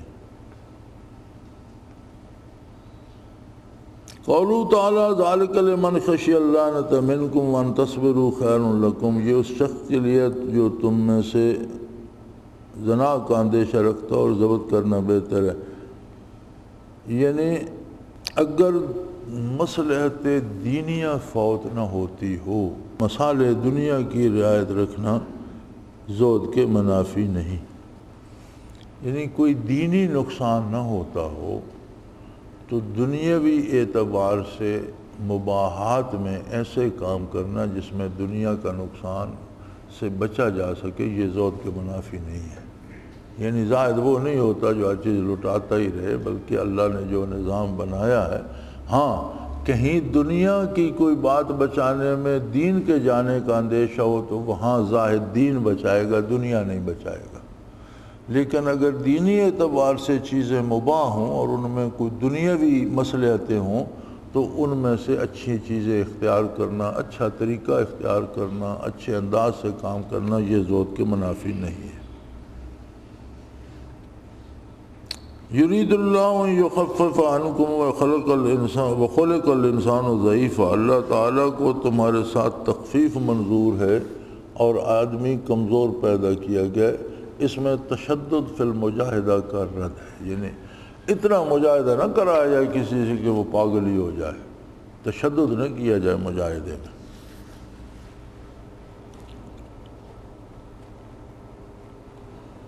قولو تعالیٰ وَلَا تَتَمَنَّوْا مَا فَضَلَ اللَّهُ بِهِ بَعْضَكُمْ عَلَىٰ بَعْضٍ لِلرِّجَالِ نَصِيبٌ مِّمَّا اكْتَسَبُوا وَلِلنِّسَاءِ نَصِيبٌ مِّمَّا اكْتَسَبْنَ وَاسْأَلُوا اللَّهَ مِن فَضْلِهِ إِنَّ اللَّهَ كَانَ بِكُلِّ شَيْءٍ عَلِيمًا۔ اور تم ایسے امر کی تمنا مت کرو جس میں اللہ نے بعضوں کو بعضوں پر فوقیت بخشی ہے، مردوں کے لیے ان کے اعمال کا حصہ ثابت ہے اور عورتوں کے لیے ان کے اعمال کا حصہ ثابت ہے، اور اللہ سے اس کے فضل کی درخواست کیا کرو، بلا شبہ اللہ تعالیٰ ہر چیز کو خوب جانتا ہے۔ لا تتمنو میں نہیں سے اس کے فضائل غیر اختیاریہ کے درپے ہونے سے تفتیش پیدا ہوتی ہے کہ توجہ المقصود سے مانع ہوتی ہے، یعنی ایسی چیزوں کی تمنا میں وقت ضائع کرنا جو تمہارے اختیار میں نہ ہوں، یہ تمہیں متوجہ اللہ ہونے سے روکے گا، تم اس دھیان میں لگ جاؤ گے۔ لہذا جو چیزیں تمہارے اختیار میں ہیں وہ کرو، جو اس پر نتائج مرتب ہونے وہ تمہارے اختیار، وہ تو اللہ کے اختیار میں وہ کرے گا۔ تو غیر اختیاری چیزوں کے پیچھے مت پڑو، اور اس کے پیچھے پڑو گے تو مقصد فوت ہو جائے گا۔ اور اس کے بعد ہے وَاسْأَلُوا اللَّهَ مِن فَضْلِهِ، یعنی اپنے مجاہدے پر محنت پر نظر نہ رکھو، بلکہ جو تمہارے اختیار میں ہے وہ مجاہدہ، وہ محنت کرو، اور اللہ سے اس کا کرم طلب کرتے رہو کہ نتائج اس نے عطا کرنے۔ تمہارا مجاہدہ تھوڑا ہو، وہ نتیجہ بہت زیادہ دے دے، اس کی مرضی۔ تم نے سمجھا میں نے بہت مجاہدہ کیا ہے، وہ نتیجہ تھوڑا دے دے، یہ اس کی مرضی۔ تمہارے مجاہدے سے وہ مجبور نہیں ہے، تو جو تمہارے ذمے ہے وہ کرو۔ ہوتا یہ ہے کہ اگر آپ اکثر لوگوں کی فکر کا اندازہ کریں، ہر بندہ پریشان ہے، اس سے بٹھا کر تسلی سے پوچھیں تو اس کی پریشانیاں وہ ہوتی ہیں جو اس کے اختیار میں نہیں، جو اللہ نے کرنا ہے اس کے لیے وہ پریشان، اور جو اس کے اپنے ذمے ہے وہ اس کی اسے فکر نہیں ہوتی مثلا، اور جو اس کے اپنے ذمے ہے وہ اس کی اسے فکر نہیں ہوتی۔ مثلا قرآن میں ما من دابۃ فی الارض الا علی اللہ رزقها، جو یعنی زمین پر کوئی متنفس ہے اس کی روزی اللہ کے بابا اللہ نے اپنے ذمے لے لی، تو ہمیں روزی کی فکر ستائے جا رہی ہے۔ ہمارے ذمے جو ہے کہ اللہ کی اطاعت کرو اس کی ہمیں فکر ہی نہیں، نبی کا اتباع کرو صلی اللہ علیہ وسلم اس کی ہمیں، یعنی جو ہمارے ذمے ہے اس کی فکر نہیں، جو اللہ کے ذمے ہے اس کی فکر ہے۔ تو ہماری ذمہ داری تو یہ ہے کہ شریعت کے مطابق، حضور کی سنت کے مطابق محنت کرے۔ اب اس پر کیا ملتا ہے یہ اس کا کام ہے، وہ زیادہ دے الحمدللہ، کم دے الحمدللہ، اسی نے دینا ہے، کم بھی اسی نے دینا ہے، زیادہ بھی اسی نے۔ لیکن دراصل اگر دیکھا جائے تو ہمیں جو ہماری ذمہ داری ہے اس کی فکر نہیں ہوتی، جو اللہ نے دینا ہے اس کی فکر ہوتی ہے کہ میں بھاگوں گا تو زیادہ روزی جمع کر لوں گا۔ تو فرمایا اس چیز کا ابطال ہے، جو اپنے ذمے ہے اس کی فکر کرو، اور جو کام کرتے ہو اس اپنی محنت پر فخر کرنے نہ بیٹھ جاؤ، اللہ سے اس کا کرم مانگتے رہو۔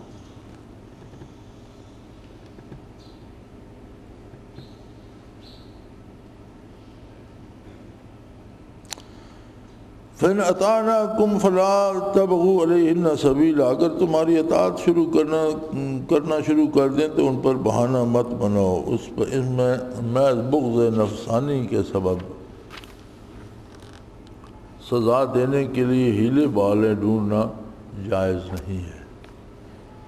یعنی ایک شخص سے غلطی ہو گئی، اب اس نے توبہ کر لی، رجوع اللہ کر لیا، غلطی کی تلافی کر دی، تو اب آپ کو اس سے ویسے رنجش ہے اور آپ خواہ مخواہ اسے سزا دینا، جو فرمایا اس کے لیے ہیلے ڈھونڈنا، اس کا کوئی جواز نہیں ہے۔ قولو تعالیٰ والصاحب بالجنب، ہم مجلس ساتھی، صاحب جنب اپنی تفسیر سے عام ہے پیر بھائی کو بھی، اس آیت میں پیر بھائی کے حق کا بیان ہے۔ یعنی صاحب بجنب پڑوسی یا ساتھ بیٹھنے والا، سفر کر رہے ہیں تو جو گاڑی میں ساتھ بیٹھ گیا وہ بھی صاحب جنب ہے، جو پڑوس میں رہتے، ان سب کے حقوق ہیں۔ اسی طرح حضرت فرماتے ہیں کہ ایک شیخ کے جو مریدین ہوتے ہیں یہ بھی صاحب جنب ہوتے ہیں، اور ان کے بھی ایک دوسرے پر حقوق ہوتے ہیں اور ان کا لحاظ رکھنا چاہیے، ایک دوسرے کی بہتری چاہنا چاہیے۔ قولو تعالیٰ ان اللہ لا يحب من کان مختالا فخورا، اللہ تعالیٰ ایسے شخصوں سے محبت نہیں رکھتے جو اپنے کو بڑا سمجھتے ہوں۔ شیخ کہتے ہیں اس میں عموم ہے، اس عموم میں وہ بھی داخل ہے کہ اپنی صحیح فی سلوک پر عجب اور اپنے ماحول و مقامات پر فخر کا فرماتے ہیں۔ اس میں ایسے لوگ جو اس بات پر فخر کرتے ہیں کہ میں اتنی عبادت کرتا ہوں، اتنا مجاہدہ کرتا ہوں، یا اس بات پر فخر کرتا ہوں کہ میرے اتنے منازل ہیں، یہ درست نہیں، اللہ ایسے لوگوں کو پسند نہیں فرماتے۔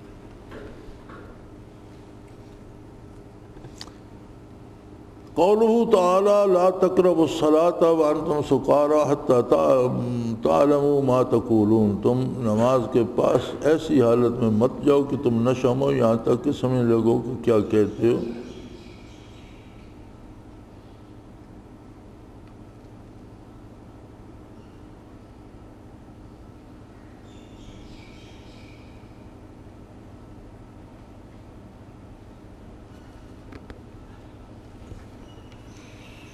سبحان اللہ، کیا مسئلے کا استخراج کیا حضرت نے۔ فرماتے ہیں کہ جس طرح یہ ہے کہ تم نشے کی حالت میں ہو تو نماز کے قریب، صلاۃ کے قریب مت جاؤ، یعنی صلاۃ ادا نہیں ہوگی جب تک تم حواس میں نہیں ہو۔ تو فرماتے ہیں سالک بھی جب تک اتباع شریعت کرتا رہتا ہے ترقی منازل ہوتی ہے۔ مجذوب ہو گیا، اعمال رک گئے، ترقی رک گئی۔ شہر چھوڑ دیا، جنگلوں میں چلا گیا، لوگوں سے میل جول رک گیا، اعمال رک گئے، ترقی رک گئی۔ استغراق وارد ہو گیا، ایک کیفیت ہوتی ہے کہ بندے کے اپنے حواس سلامت نہیں رہتے، استغراق میں بھی ترقی رک جائے گی، چونکہ فرمایا جب ہوش ساتھ نہ ہو اور عمل ارادتاً نہ کر رہا، اس پر اجر مرتب نہیں ہوتا۔ تو یہ جو اکثر اکابر کے بارے ملتا ہے، بڑے بڑے باجید بستامی جیسے حضرات کے بارے کہ وہ جنگلوں میں چلے گئے، تو وہ لوگ از خود جنگلوں میں نہیں گئے تھے۔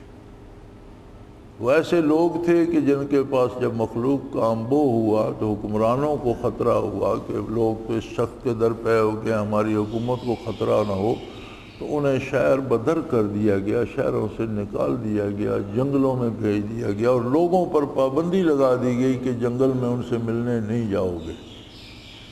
اس کے باوجود حضرت رحمۃ اللہ علیہ فرمایا کرتے تھے کہ ان حضرات کے بھی جس طرح منازل شہر میں رہ کر چل رہے تھے، لوگوں کی تربیت کر کے چل رہے تھے، جب وہ جنگل میں چلے گئے تو وہ بات نہ رہی، اگرچہ انہیں مجبوراً جانا پڑا۔ اور یہ جو غلط العام ہو گیا ہے کہ ولی اللہ تو رہتے ہی جنگلوں میں اور کسی کو ملتے بھی نہیں، کھاتے پیتے بھی کچھ نہیں اور ننگ دھڑنگ ہوتے ہیں، یہ تو فضول واہیات باتیں ہیں جو ہلاکی باتیں۔ فرماتے ہیں جب لوگوں سے معاملات چھٹ گئے معاشرے میں تعلقات ختم ہو گئے، ترقی کس بات پر ہوگی؟ ترقی تو اسی بات پر ہوگی کہ معاملات اللہ اور اللہ کے رسول کے حکم کے مطابق کرے گا۔ تو یا حواس مختل ہو گئے یا استغراق ہو گیا تو اس میں بھی ترقی رک جائے گی۔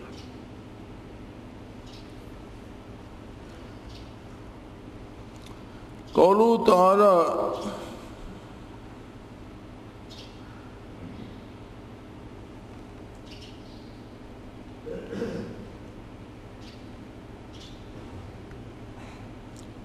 ان اللہ کان عفوا غفورا، بلا شبہ اللہ بڑے معاف کرنے اور بخشنے والے ہیں۔ اس میں ضعفاء فی الاعمال کا علاج ہے، جن کو اپنے ذوق کی وجہ سے عمل کا عمل نہ کر سکنے کے سبب یہ وسوسہ ہوتا ہے کہ ہمارے عمل سے نقص ہے، یہ ضروری نہیں فرمایا۔ اس میں اس بات پر دلالت ہے کہ اگر ایک آدمی بیمار ہو گیا یا اسے کوئی چوٹ لگ گئی یا کسی وجہ سے معذور ہو گیا تو اعمال میں ضعف آ گیا، بیمار ہے، پہلے صحیح نمازیں پڑھتا تھا اب کھڑا نہیں ہو سکتا، لیٹ کے پڑھ رہا ہے، تو یہ وسوسہ نہ کرے کہ وہ جو کھڑا ہو کر پڑھ رہا ہے وہ نہیں، وہ اللہ غفور الرحیم ہے، جتنی وہ محنت اس کے اختیار میں اتنی کرے وہ اجر اتنا دے گا جتنا اس کے اپنا کرم۔ تو اس وہم میں معذور کو یا کمزور کو اس وہم میں نہیں پڑھنا چاہیے کہ اگر مجھ سے یہ کام نہیں ہو سکتا تو مجھے ثواب کم ملے گا، نہیں، جہاں جہاں اس نے رخصت دی ہے وہاں اس کو اجر بھی پورا دے گا۔ واللہ اعلم باعدائکم وکفی باللہ ولیا وکفی باللہ نصیرا، اللہ تمہارے دشمنوں کو خوب جانتا ہے، اللہ کافی ہے رفیق، اللہ کافی ہے حامی۔ فرمایا دشمن چونکہ شیاطین کو بھی عام ہے، دشمن کافر بھی ہے، مشرک بھی ہے، اور فرمایا شیطان بھی تو دشمن ہے۔ تو آیت اس پر دلیل ہے کہ جن کو اللہ سے توکل ہو ان کو شیطان سے خوف نہیں کرنا چاہیے، اللہ کافی ہے۔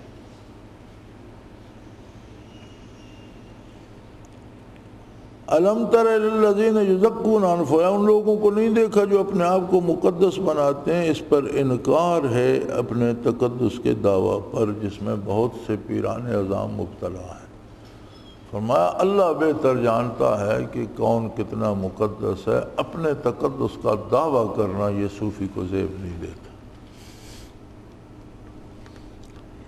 قولہ تعالی فقد آتینا آل ابراہیم الکتاب والحکمت وآتیناہم ملکا عظیما، ہم نے ابراہیم علیہ السلام کے خاندان کو کتاب بھی دی، علم بھی دیا، اور ان کو بڑی باری سلطنت بھی دی۔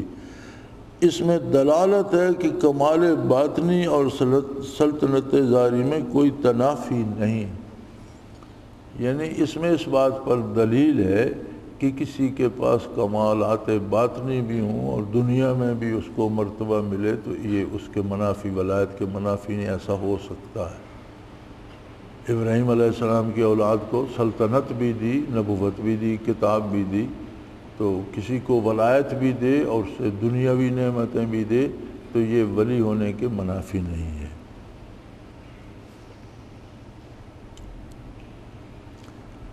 قولہ تعالی ان اللہ یامرکم ان تؤدوا الامانات الی اہلہا، اللہ تعالیٰ تم کو اس بات کا حکم دیتا ہے کہ اہل حقوق کو ان کے حقوق پہنچا دیا کرو۔ اگر امانت کو عام لیا جائے تو مشائخ کو بھی امر ہوگا کہ برکات کو ان کے اہل تک پہنچائیں، جو شخص خلافت ارشادیہ کے اہل ہو اسے اجازت دیں۔ تو فرماتے ہیں اس میں مشائخ کو بھی یہ حکم ہے کہ جن لوگوں میں جس کام کی اہلیت و استعداد ہو وہ کام ان کے ذمہ لگائیں۔ اگر کوئی ارشاد کی اہلیت رکھتا ہے اسے صاحب مجاز بنائے، کوئی مراقبات کی اہلیت رکھتا ہے اسے وہ مراقبات کرائے جائے۔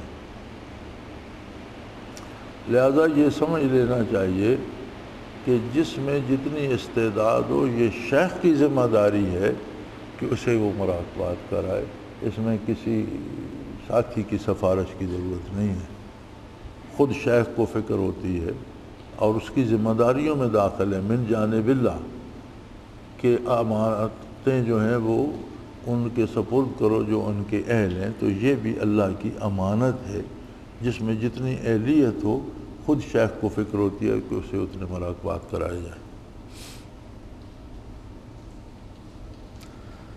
قوله تعالی ومن یطع اللہ والرسول فاولئک مع الذین انعم اللہ علیہم من النبیین والصدیقین والشہداء والصالحین وحسن اولئک رفیقا، جو شخص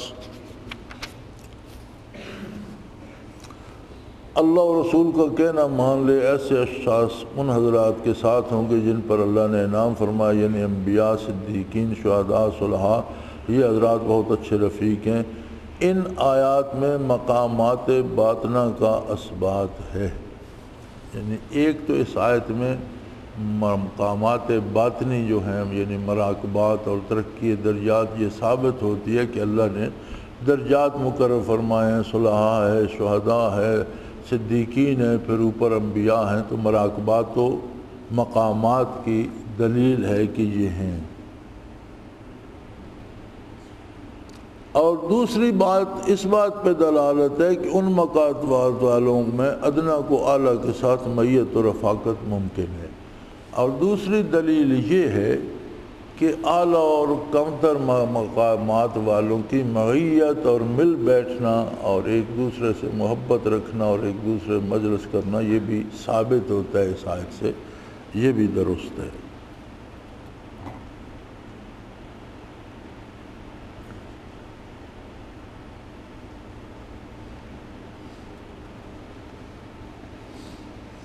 قولہ تعالیٰ ان کید الشیطان کان ضعیفا، واقع میں شیطانی تدبیر کمزور ہوتی ہے، اس میں مضمون پر دلالت ہے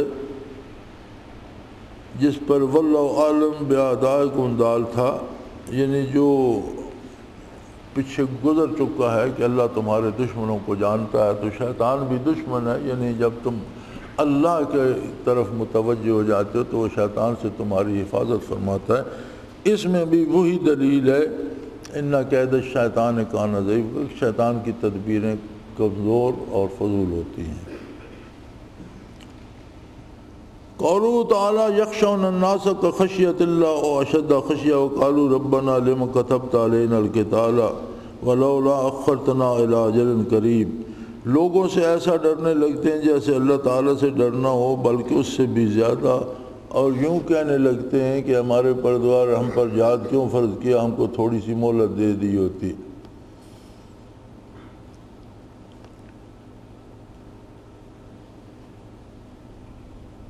فرماتے ہیں اس میں اس بات کی دلیل ہے کہ امور طبیعہ اور وساوس مواخذہ نہیں۔ فرماتے ہیں چونکہ یہ اللہ نے کاملین کے حق میں فرمایا کہ انہیں بھی خیال گزرتا ہے کہ کاش اس لڑائی سے بچ جاتے، تو یہ ان کا نہ ارادہ تھا نہ اس پر انہوں نے عمل کیا، بلکہ وہ دل و جان سے انہوں نے جہاد کیا اور شہید ہو گئے۔ لیکن انسان کا جو مزاج یا نفس ہے اس میں اس طرح کے وساوس اور وہم آتے ہیں جو کمال کے منافی نہیں۔ تو بعض لوگ اسی میں ساری عمر ضائع کر دیتے ہیں کہ مجھے یہ وسوسہ آ رہا ہے، یہ وسوسہ آ رہا ہے۔ تو یاد رکھیں وساوس کا ایک ہی علاج ہے، اعتماد اللہ۔ وسوسے پہ اعتبار نہ کرے، اللہ پہ اعتماد کرے۔ شرعی قاعدہ بھی ہے کہ شک یا ظن جو ہے وہ یقین پہ غالب نہیں آتا۔ مثلا ایک شخص نے وضو کیا، اب صلاۃ کی ادائیگی میں کچھ وقت باقی ہے، آدھا گھنٹہ باقی ہے، تو جب صلاۃ کے لیے گیا تو شیطان نے وسوسہ ڈال دیا کہ پتہ نہیں تیرا وضو ہے کہ نہیں۔ اب وہ اس فکر میں پڑ گیا کہ مجھے یاد نہیں، وضو کیا تو تھا، پتہ نہیں اب باقی ہے کہ نہیں۔ تو جب تک وضو کے ٹوٹنے کا یقین نہ، اس کا وضو باقی ہے، چونکہ کرنے کا اسے یقین ہے، اسے یقین ہے میں نے کیا تھا۔ اب ٹوٹنے کا بھی یقینی علم ہو پھر تو ٹوٹ گیا، وہم آئے تو نہیں ٹوٹا، اسے وضو سے نماز پڑھے۔ اگر اس وہم میں مبتلا ہو گیا تو پھر وہ اگلا وہم ڈالے گا، پھر اگلا پھر وہموں کا شکار ہوتا چلا جائے۔ تو یہ فقہ کا قاعدہ بھی ہے کہ شک یا ظن یقین کو نہیں توڑ سکتا، یعنی وضو کرنے کا اسے یقین ہے، اب ٹوٹنے کا شیطان نے وہم دیا پتہ نہیں ہے کہ نہیں، تو اسے جب یقیناً اسے علم ہے کہ میرے علم میں نہیں کہ ٹوٹا ہے، تو اس کا مطلب ہے اس کا وضو ہے، اس سے نماز درست ہے۔ تو بعض لوگوں کا یہ بھی مرض ہوتا ہے، وہ جی بڑے وہم آتے ہیں، وہم کا یہ علاج ہے کہ اسے رد کر دو۔ اگر اسے سوچنا شروع کر دو گے تو وہ بڑھتا جائے گا۔ تو بجائے وہم کو سوچنے کے اللہ کا ذکر کرو، اپنی عاقبت کو سوچو، اپنے اذکار کی طرف متوجہ ہو جاؤ اور اسے رد کر دو۔ دنیا میں اس کے علاوہ وہم کا کوئی دوسرا علاج.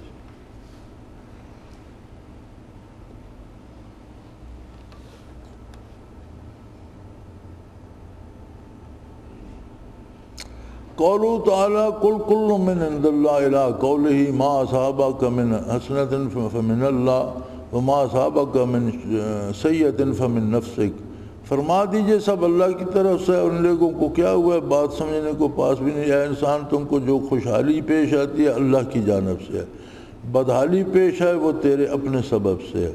حاصل مقام یہ ہے کہ نعمت اللہ تعالیٰ کی طرف سے اور اس کے فضل سے بلا واسطہ اعمال صالحہ ملتی ہیں, اور نعمت اللہ کی طرف سے عدل ہے بواسطہ اعمال غیر صالحہ. پس جمع اور تقسیم دونوں سے ہی ہوگی, یعنی کل من عند اللہ, یعنی جو نعمت ملتی ہے, جو انعام ملتا ہے وہ اللہ کی طرف سے ہے. تمہاری اس کوششوں کا وہ محتاج نہیں ہے اور مجبور نہیں ہے کہ تم نے یہ کیا تو وہ یہ شے دے, وہ محض اس کی عطا ہے. اور جو کمی ہوتی ہے یا مصیبت آتی ہے وہ انسان کی اپنی کسی عمل کا نتیجہ ہوتی ہے. وہ ایسا کریم ہے کہ کسی پر تنگی نہیں بھیجتا. اگر کسی پر تنگی آتی ہے, مراقبات میں اذکار میں بھی آتی ہے, تو پیچھے اس کا اپنا کردار ہوتا ہے. کوئی خرابی اس نے کی ہوتی ہے خود جس کی وجہ سے وہ کمی آتی ہے, اور کسی کو ترقی ملتی ہے تو وہ محض اس کی عطا ہے.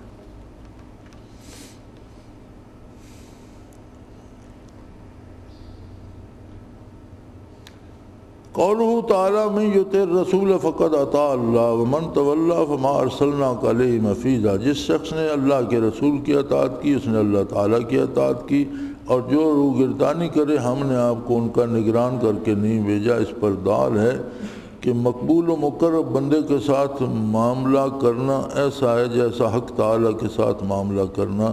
جملہ ثانیہ اس پر دلال ہے کہ جس کی اصلاح کی توقع نہ ہو اس کے در پہ نہ ہو. اس میں دو مسائل ہیں. فرماتے ہیں ایک مسئلہ یہ ہے کہ اہل اللہ کے ساتھ معاملہ کرنا ایسا ہی ہے جیسے اللہ کے ساتھ معاملہ کرنا. اگر آپ دوستی کر رہے ہیں تو اللہ سے کر رہے ہیں, دشمنی کر رہے ہیں تو اللہ سے کر رہے ہیں. دوسری مسئلہ اس سے یہ ثابت ہوتا ہے کہ جسے خود دلچسپی نہ ہو, شیخ کے ذمہ نہیں کہ اس کے پیچھے پڑ جائے اور ضرور اسے اس پر لگا دے. اس لیے آپ نے دیکھا ہوگا مشائخ کو کہ اگر ان کا سگا بیٹا بھی دلچسپی نہ لے اور اس طرف راغب نہ ہو تو پرواہ نہیں کرتے, اور کوئی غیر بھی اگر اس طرف اس کی دلچسپی ہو تو اس کے ساتھ پوری محنت کرتے ہیں, کیونکہ وہ اس بات کے مکلف نہیں ہے کہ جو خود اس طرف راغب نہیں اس کو زبردستی کرائے. یہ نہیں ہو سکتا.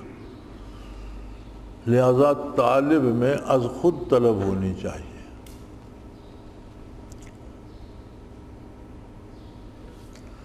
قولہ تعالی اذا جاء امر من الامن او الخوف اذاعوا به ولو ردوه الى الرسول الى اولي الامر منهم لعمله الذين يستنبطونه منه. اور جب ان لوگوں کو کسی امر کی خبر پہنچتی ہے خواہ امن اور خوف تو اس کو مشہور کر دیتے ہیں. اگر یہ لوگ اس کو رسول کے اور جو ان میں ایسے امور کو سمجھتے ہیں ان کے حوالہ کرتے تو اس کو پہچان لیتے, اس کی تحقیق کر لیتے. اصلاح سلوک میں اس میں حاصل یہ ہے کہ اصلاح سلوک میں جو اسرار و احوال پیش آتے ہیں ان کو عوام یا غیر شیخ محقق کے سامنے ظاہر نہ کریں. یعنی اس آیہ کریمہ سے یہ سب, جیسے کوئی اطلاع ملی اور اسے مشہور کر دیا تو فرمایا یہ حضور کی خدمت میں پیش کرتے, یا جو ذمہ دار ہیں اس نے انتظام کی ان کے خدمت میں پیش کرتے تو وہ اس کی تحقیق کر لیتے. انہوں نے خود عوام میں مشہور کر دیا فلاں جگہ یہ ہو رہا ہے, یہ درست نہیں. اسی طرح فرماتے ہیں کہ رائے سلوک میں جو اسرار معلوم ہوں ان کا اشتہار نہ لگاتا پھرے, شیخ کے سامنے بیان کرے یا کسی اہل کے سامنے, کوئی شیخ کا مقرر کردہ بندہ صاحب مجاز ہے اس سے ڈسکس کر لے, لیکن عوام کو نہ بتاتا پھرے. اس میں نقصان ہوگا. اور اس میں ہمارے ان دوستوں کو محتاط رہنا چاہیے جو باوجود میرے منع کرنے کے پھر لوگوں کو لے کر کشف کرنے بیٹھ جاتے ہیں. مجھے یہ سمجھ نہیں آتی کہ مجھے بڑی محنت کی ہے میں نے اس پر, اور بڑے طریقوں سے ثابت کیا، دلائل سلوک سے بھی، قرآن کریم سے بھی، اس مسائل السلوک میں بھی ہے کہ ولی کا کشف جو ہوتا ہے وہ اس کی اپنی ذات کے لیے ہوتا ہے اگر شریعت کے مطابق ہو، اگر شریعت سے ٹکرائے تو اس کے اپنے لیے بھی نہیں ہے، اگر شرعی دائرے کے اندر ہے تو وہ خود مکلف ہے اس پر عمل کرنے کا، دوسرے کو بتانا بھی اس کے لیے مضر ہے۔ جائے کہ آپ دوسرے کو لے کر بیٹھ جاتے ہیں، یار تجھے یہ ہو رہا ہے اس لیے تو یہ کر، اس کے سے کیا تک بنتی۔ وہ میرا ایک رشتہ دار تھا، وہ یہاں پچھلے دنوں آ گیا، وہ کچھ بیمار تھا، مجھے تو پتہ ہی بعد میں چلا، ڈاکٹر کو بلایا، اسے دوائی دلوائی، کوئی فائدہ نہیں ہوا، 10-15 دن گزر گئے۔ میں نے ڈاکٹر کو جھڑکا، یار تم اسے کوئی ٹھیک سی دوائی دو۔ اس نے کہا جی یہ دوائی کھاتا نہیں۔ کیوں نہیں کھاتا؟ وہ ساتھی کشف کر کے بعد آتے ہیں یہ دوائی تیرے لیے صحیح نہیں۔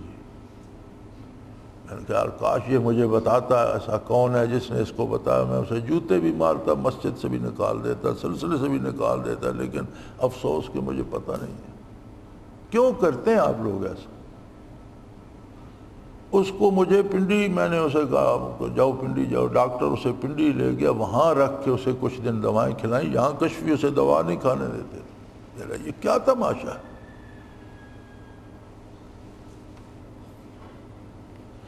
تو خدا کا خوف کرو، اور اللہ نے کوئی نعمت دی ہے تو اسے سنبھالو۔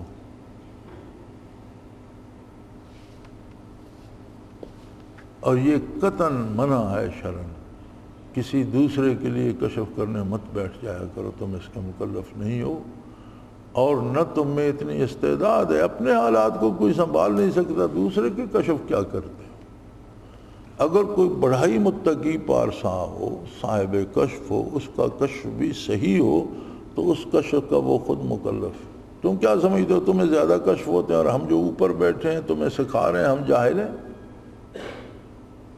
ہم نے تو کبھی کشف بیان نہیں کیے، کبھی کسی مریض کو نہیں کہا کہ کشف میں یہ اور کشف میں وہ ہے۔ جو مادی دوائیں ہیں وہ دیتے ہیں، بتاتے ہیں فلاں طبیب کے پاس جاؤ، فلاں سے علاج کرو، فلاں ڈاکٹر کے پاس جاؤ۔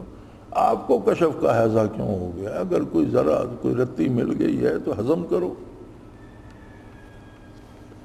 تو مجھے بڑا دکھ ہوا اس بات سے کہ عجیب کشفی ہے یار۔ اب وہ بیوقوف مجھے بتاتا بھی نہیں، مجھے بتاتا تو ایمان سے میں اس بندے کو مسجد سے نکال دیتا۔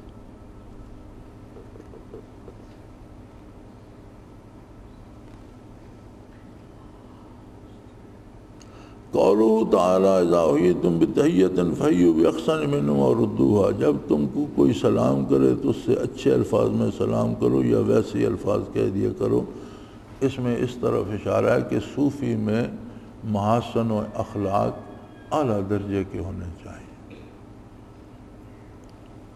تو نبی کریم صلی اللہ علیہ وسلم نے فرمایا کہ اگر کوئی السلام علیکم کہتا ہے تو آپ جواب میں کہو السلام وعلیکم السلام ورحمۃ اللہ۔ اگر وہ کہتے ہیں السلام علیکم ورحمۃ اللہ تو جواب میں کہو وعلیکم السلام ورحمۃ اللہ وبرکاتہ۔ تو اگر وہی کہہ دیتے ہیں السلام علیکم ورحمۃ اللہ وبرکاتہ تو آپ کہہ دیں وعلیکم السلام، کیونکہ اس نے تو باقی چھوڑا کچھ نہیں۔ ایک شخص حضور کی خدمت میں حاضر ہوا، یہ واقعہ ہے، تو اس نے السلام علیکم عرض کیا، آپ نے فرمایا وعلیکم السلام ورحمۃ اللہ۔ دوسرا حاضر ہوا تو اس نے عرض کی السلام علیکم ورحمۃ اللہ، آپ نے جواب میں ارشاد فرمایا وعلیکم السلام ورحمۃ اللہ وبرکاتہ۔ تیسرا اسی مجلس میں حاضر ہوا تو انہوں نے عرض کیا السلام علیکم ورحمۃ اللہ وبرکاتہ، آپ نے فرمایا وعلیکم السلام صلی اللہ علیہ وسلم۔ اس نے عرض کی یا رسول اللہ ان کے لیے تو آپ نے آگے بھی دعائیں فرمائیں، مجھے صرف وعلیکم السلام فرمایا۔ تو حضور نے فرمایا تم نے میرے لیے باقی کچھ نہیں چھوڑا، سلام کے ساتھ جو دعائیں تھیں وہ ساری تم نے ہی گن لیں، تو میں اس پر اضافہ تو نہیں کرتا۔ تو محاسن اخلاق کا یہ مطلب ہے کہ اخلاق کی رو میں بہ کر بھی شرعی حدود سے تجاوز نہ کر جائے۔ اخلاق کے لیے بھی حدود معین ہیں، کہ کسی کے پاؤں میں گر جائے اور کسی کو سجدے کرنے لگے، یہ اخلاق نہیں ہے، یہ بد اخلاقی میں چلا جائے گا۔ یا کسی کے سامنے رکوع کر کے اس کے گھٹنے چھونے لگے تو یہ اخلاق نہیں ہوگا، یہ بد اخلاق۔ اخلاق کی بھی حدود ہیں، محاسن و اخلاق ہونے چاہیے، لیکن اخلاق کی حدود ہیں، اس میں آگے نہیں بڑھنا چاہیے۔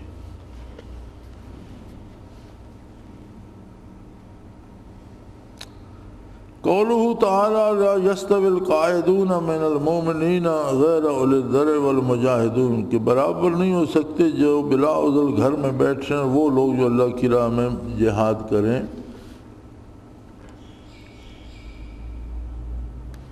اور غیر اولی الضرر کی قید لگانا اس پر دلال ہے کہ ضعیف کا مجاہدہ اور درجہ کا ہے، کبھی کا اور درجہ۔ یعنی جب یہ فرمایا کہ جو لوگ معذور ہیں وہ تو گھر بیٹھے رہیں، جن کا کوئی عذر نہیں وہ گھر بیٹھ جائیں اور جہاد پہ نہ جائے تو مجاہدین کا درجہ زیادہ ہوگا۔ تو فرمایا اس میں اس بات پر دلیل ہے کہ بلا عذر اگر کوئی گھر بیٹھ رہے تو اس کو وہ ثواب نہیں ملے گا جو مجاہد کو ملے گا، لیکن اگر کسی کے پاس عذر شرعی ہے اور وہ نہیں جا سکا تو اس کو بھی وہی ثواب ملے گا جو مجاہد کو۔ یہاں فرماتے ہیں صوفی کے لیے اس بات پر دلیل ہے کہ کوئی عذر شرعی کی وجہ سے زیادہ سخت مجاہدہ نہ کر سکے تو اس کو وہ درجات اللہ عطا کر دے گا جو زیادہ مجاہدہ کرنے والوں کو دے گا، بشرطے کہ عذر شرعی ہو۔ قوله تعالی ومن یخرج من بیتہ مہاجرا الی اللہ ورسولہ ثم یدرکہ الموت فقد وقع اجرہ علی اللہ، اگر کوئی شخص اپنے گھر سے اس نیت سے نکل کھڑا ہو کہ اللہ اور رسول کی طرف ہجرت کروں گا پھر اس کو موت آ لے، تب بھی اس کا ثواب ثابت ہو گیا اللہ کی ذمہ۔ اس پر دلالت ہے کہ جو سالک قبل تمام سلوک مر جاوے وہ رتبہ قبول میں اس برابر۔ فرمایا جو اس راہ میں خلوص سے چلتے رہتے ہیں تو کسی کی موت آ گئی وہ پہلے چلا گیا، اب دوسرا زندہ ہے وہ بعد میں اور حاصل کرتا رہا، تو اس موت کے سبب نے اسے مجاہدے سے تو روک دیا، لیکن اللہ کریم اس کی ترقی کو نہیں روکے گا، اسے مرنے کے بعد بھی وہ درجات دے سکتا ہے جو دوسرا زندہ رہ کر مجاہدہ کر کے حاصل کر رہا۔ یہ اللہ کی رحمت کا انداز ہے۔ اذا ضربتم فی الارض فلیس علیکم جناح ان تقصروا من الصلاۃ، جب تم زمین پر سفر کرو تو گناہ نہ ہوگا نماز کو کم کر دو۔ اس سے سفر کا تقصیر پھر اوراد کے باب میں عذر ہونا بدرجہ اولا ثابت ہے۔ یعنی جس طرح سفر میں صلاۃ نصف ہو جاتی ہے کہ 4 کی 2 رکعتیں پڑھے، اسی طرح سفر میں جو لطائف یا اذکار یا مراقبات قیام میں کرتا تھا، اگر سفر میں وہ اوراد یا وظائف کم ہو جائیں تو حرج نہیں ہے، اللہ اجر اتنا ہی دے گا جتنا گھر میں 4 رکعت پڑھتا تھا سفر میں 2 پڑھیں تو اجر اتنا ہی ہے۔ تو سفر میں اگر مراقبات یا وظیفہ کم بھی ہو گیا، مجاہدہ کم بھی ہو گیا تو اجر اتنا ہی ملے گا جتنا وہ ہمیشہ کرتا تھا۔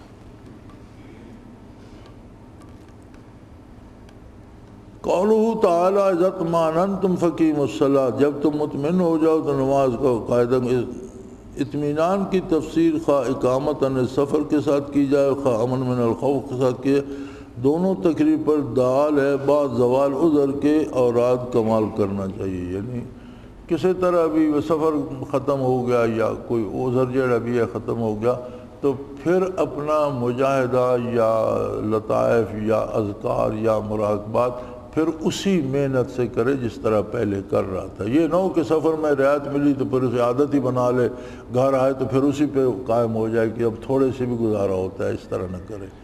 بلکہ جب وہ عذر ختم ہو گیا، بیماری تھی یا سفر تھا، جب وہ عذر ختم ہو گیا تو پھر مجاہدہ اپنا اسی درجے پر لے جائے جس طرح اس عذر سے پہلے تھا۔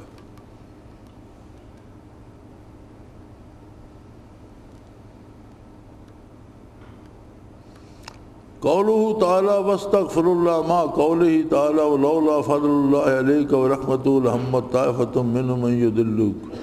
ترجمہ آپ استغفار فرمائی، اور اگر آپ پر اللہ کا فضل و رحمت نہ تو ان لوگوں میں سے ایک گروہ نے تو آپ کو غلطی میں ڈالنے کا ارادہ کر لیا تھا، باوجود اس کے کہ حضور صلی اللہ علیہ وسلم سے کوئی امر موجب استغفار کا صدور نہیں ہوا۔ جیسا کہ جملہ ثانیہ اس پر دال ہے تو اس استغفار کا حکم ہونا جیسا معاملہ اولا اس پر دال ہے۔ اصل ہے اس قول کی حسنات الابرار سیئات المقربین، یہ بھی معلوم کیسا ہی کمال حاصل ہے، تکالیف شرعی کسی حال میں ساکت نہیں ہوتی۔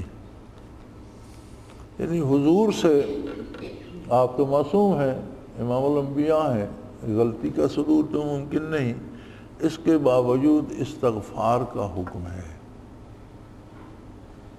تو فرماتے ہیں ہر آدمی کا اللہ سے تعلق اپنی حیثیت کے مطابق ہوتا ہے۔ اور بڑا یہ محاورہ یہاں لکھا ہے کہ حسنات الابرار سیئات المقربین، کہ نیکوں کی جس درجے کی نیکیاں ہوتی ہیں اگر مقربین اس درجے کا کام کریں تو شاید وہ گناہ میں شمار ہو۔ یعنی آپ ایک عام آدمی کس انداز سے بات کرتا ہے، بات ہی کرتا ہے اور بڑے آرام سے بھی کرتا ہے، لیکن اگر اسی انداز سے کوئی بات عدالت میں یا ہائی کورٹ یا سپریم کورٹ میں کرتا ہے تو شاید وہ جرم بن جائے گی، اس بے تکلفی سے نہیں کرنی ہوگی، عدالت کے آداب ملحوظ رکھ کے ان حدود میں کرنی ہوگی۔ تو جب اللہ کے حضور کو عمل کرتا ہے تو عام آدمی کا ایک عمل نیکی ہو سکتا ہے، لیکن اللہ کا مقرب شاید وہی عمل کرے تو وہ اس سے منظور نہ کیا جائے کہ تمہیں اپنی حیثیت کے مطابق کرنا تھا۔ تو اس میں فرماتے ہیں کہ اگر حضور اکرم صلی اللہ علیہ وسلم کو باوجود اس کے کہ آپ معصوم ہیں استغفار کا حکم دیا جائے تو پھر پیچھے ایسا کون ہے جس سے شریعت کے احکام ہی ساکت ہو گئے، اور یہ جو پیر بنے ہوئے کہتے ہیں کہ مجھے اللہ نے نماز معاف کر دی، مجھ پر اللہ نے روزے معاف کر دی، یہ کس کھیت کی مولی ہیں؟ تو یہ ثابت نہیں ہوتا۔ اور یہ چیز آج کل تو عام ہے، جو بے دین ننگ دھڑنگ بھنگ پیتا ہو وہی ولی سمجھا جاتا ہے۔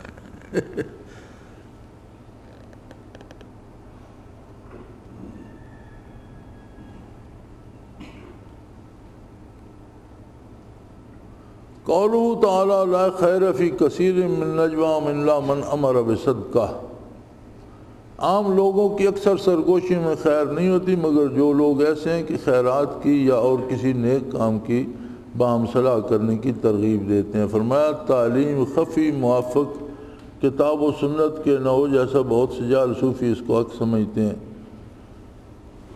فرمایا اس میں اس بات پر اس آیت میں دلیل ہے کہ جو تعلیم آپ تصوف اور سلوک کی خاص لوگوں کو دیتے ہیں اور اسے اسرار الہی سمجھ کر دیتے ہیں وہ بھی حدود شرعی کے اندر ہوگی۔ یہ نہیں کہ یہ شریعت اور چیز ہے اور طریقت اور چیز ہے اور آپ غیر شرعی امور تصوف کے نام پر پھیلانے لگیں، یہ جائز نہیں ہوگا۔ جنہیں آپ اسرار و رموز کہتے ہیں اور کہتے ہیں یہ عام لوگوں کو نہیں بتانے، یہ خاص لوگوں کا حصہ ہے، ان پر بھی شریعت کی قید ہوگی، تب وہ مقبول ہوں گے، حضور کی سنت کے مطابق ہوں گے۔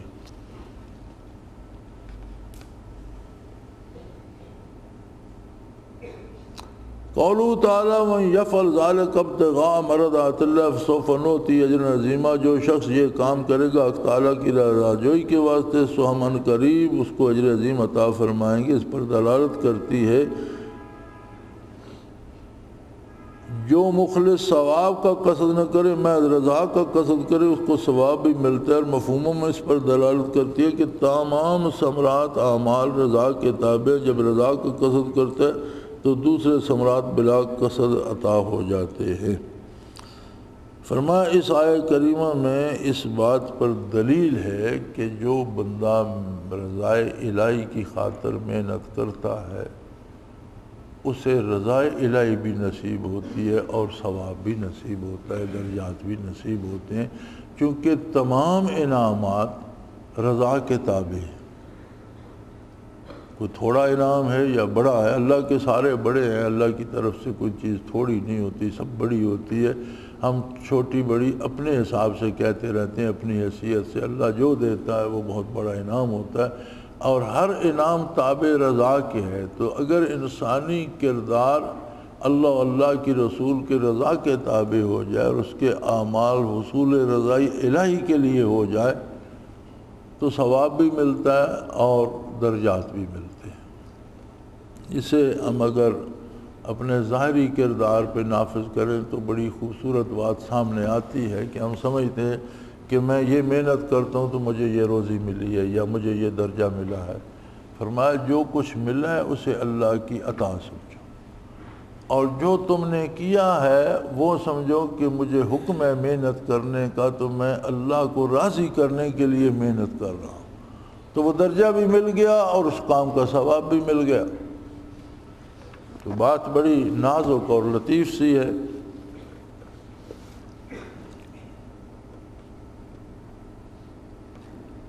قولوا تعالیٰ وَلَأَمْرَنَّهُمْ فَلْيُغَيِّرْنَ خَلْقَ اللَّهِ، شیطان نے کہا تھا میں ان کو سکھاؤں گا اور وہ اللہ تعالیٰ کی بنائی صورت کو بگاڑیں گے۔ فرماتے ہیں اس میں داڑھی منڈانا بھی داخل ہے۔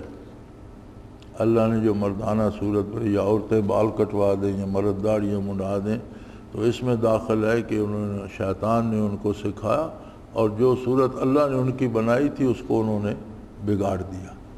کہ شیطان نے کہا تھا کہ میں انہیں ایسی تعلیم دوں گا فَلْيُغَيِّرُنَّ خَلْقَ اللَّهِ، تخلیق باری میں تبدیلی کر دیں گے۔ تو اب جو یہ رواج ہو گیا کہ عورتوں نے مردانہ لباس پہن لیے ہیں، مردوں نے داڑھی منڈا دی اور سر کے بال عورتوں کی طرح بڑھا لیے ہیں، تو یہ فرماتے ہیں کہ یہ اس میں داخل ہے کہ یہ شیطان کی تعلیم سے اس پر عمل کر رہے ہیں۔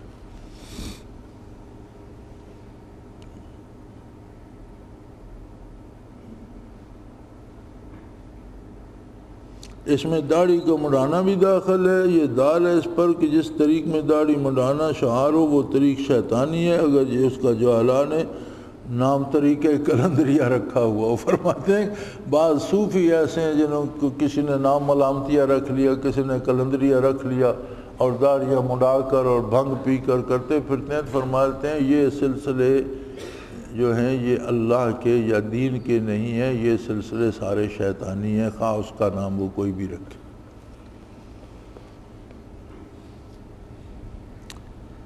قولوا تعالیٰ لیس بِأَمَانِیِّکُمْ وَلَا أَمَانِیِّ أَہْلِ الْکِتَابِ، نہ تمہاری تمناؤں سے کام چلتا ہے نہ یہ اپنے عموم پر دال ہے کہ بعض لوگ جو دعویٰ کرتے ہیں چونکہ ہم اصحاب حال ہیں لہذا اہل کمال ہیں، ہم پر اعمال بد سے مواخذہ نہ ہوگا، یہ محض باطل ہے۔ فرمایا اس آیت سے یہ ثابت ہوتا ہے کہ کسی کا یہ دعویٰ کرنا کہ میں بڑا صاحب حال ہوں اور میرے پاس بڑے مناصب ہیں اور میرے بڑے اونچے مقامات ہیں اس لیے چھوٹے موٹے گناہوں کی مجھ سے پرسن ہو، فرمایا یہ باطل ہے۔ گناہ ہے، بڑا آدمی ہے اگر صاحب حال ہے تو وہ چھوٹا گناہ بھی کرے گا تو بڑا شمار ہوگا اور اس کو اس کے مقام کے مطابق اس کی سزا بھگتنی ہوگی اور اسی طرح اس کا نقصان ہوگا۔ تو اس طرح کے لوگوں کی باتوں میں نہ آیا جائے۔ وَمَنْ أَحْسَنُ دِينًا مِّمَّنْ أَسْلَمَ وَجْهَهُ لِلَّهِ وَمُحْسِنٌ وَاتَّبَعَ مِلَّةَ إِبْرَاهِيمَ حَنِیفًا، ایسے شخص سے زیادہ اچھا کس کا دین ہوگا جو اپنا رخ اللہ کی طرف جھکا دے، مخلص بھی ہو اور ملت ابراہیم کا اتباع کرے جس میں کجی کا نام نہیں۔ فرمایا حاصل طریق صوفیہ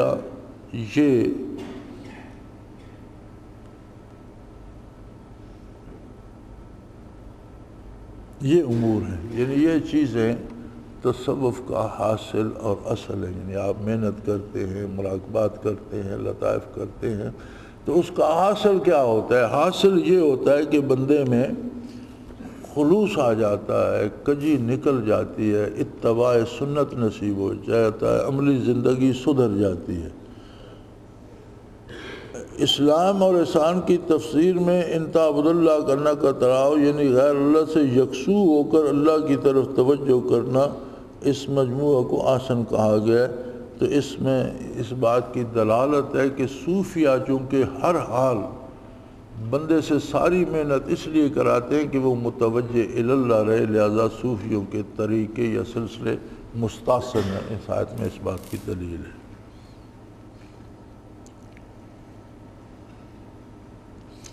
وَذَرَتِ الْأَنفُسُ الشُّحَّ، ان کو اس کے ساتھ یعنی کاملین سے بھی امور طبیعہ زائل نہیں ہوتے۔ انسان کے مزاج جو ہے وہ کاملین کا بھی انسانی مزاج ہوتا ہے اور دکھ سکھ کو وہ بھی اسی طرح بھوک پیاس کو محسوس کرتے ہیں جس طرح عام آدمی۔ وَلَن تَسْتَطِيعُوا أَن تَعْدِلُوا بَيْنَ النِّسَاءِ وَلَوْ حَرَصْتُمْ فَلَا تَمِيلُوا كُلَّ الْمَيْلِ، تم عورتوں میں تم سے یہ تو نہ ہو سکے گا کہ سب بیوی میں برابری رکھو اور کتنا ہی جی چاہے بالکل ایک طرف نہ ڈال جاؤ۔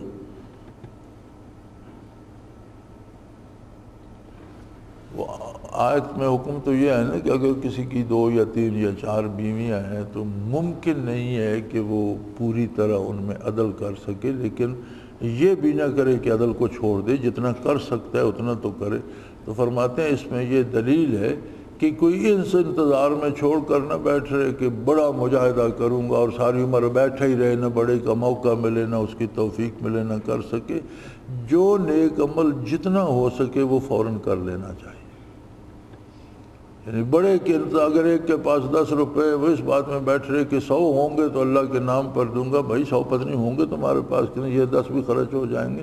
جو دینے یہ تو جو عمل کر سکتے ہو وہ تو کر گزرو، پھر جب بڑا ہوگا تو بڑا کر لینا۔ قولہ تعالی من کان یرید ثواب الدنیا فعند اللہ ثواب الدنیا والآخرہ، جو شخص دنیا کا معاوضہ، اللہ کے پاس دنیا آخرت دونوں کا معاوضہ، دنیا اپنے عموم مفہوم سے ہر عاجلہ غیر عاجلہ مامورہ بالمعصول کو شامل ہے، اور اس عموم میں ثمرات باطنیہ عاجلہ بھی داخل ہے۔ اس ثمرات مقصود مراد بالعمل ہونے سے انکار کرتی ہے۔ یعنی اس میں یہ ہے کہ کوئی دنیا کی طلب کرے تو دنیا بھی اللہ کے پاس ہے، اور کوئی آخرت چاہتا ہے دنیا آخرت ہے، تو اس سے مراد یہ ہے کہ اعمال انسانی اللہ کی رضا کے لیے ہوتے ہیں، دنیاوی ثمرات کے لیے نہیں ہوتے۔ اور اس بات کو ماننا بڑا نازک سا کام ہے کہ ہم جو کچھ کرتے ہیں وہ رضائے الہی کے لیے کرتے ہیں، باقی رزق دینا اس کا اپنا کام ہے۔ یہی کام امور باطنیہ پر بھی ہے کہ درجات اور مرقبات علیہ دینا یہ اس کی عطا ہے۔ ہم جو مجاہدہ کر رہے ہیں اس کی رضا کی حصول کے لیے کر رہے ہیں، مقامات کے لیے نہیں کر رہے۔ چونکہ اگر مقامات بھی مقصود ہو جائیں تو یہ بھی شرک آ جائے گا اللہ کے ساتھ۔ مقصود بذات تو اللہ کی ذات ہے، تو مقصود رضائے الہی ہے۔ مجاہدہ سارا حصول رضائے الہی کے لیے ہوگا، جو کچھ عطا ہوتا ہے وہ اللہ کی طرف سے ہوتا ہے۔ اور یہی کلیہ دنیا پہ بھی لاگو ہوگا کہ ہم جو محنت بھی کرتے ہیں تو اللہ کا حکم ہے کہ رزق حلال کے حصول کے لیے محنت کرو، ہم محنت کرتے ہیں، باقی جو ملتا ہے یہ اس کی عطا ہے۔ وآخر دعوانا ان الحمد للہ رب العالمین۔ الحمدللہ رب العالمین والصلاة والسلام علی حبیبہ محمد وآلہ وصحبہ اجمعین۔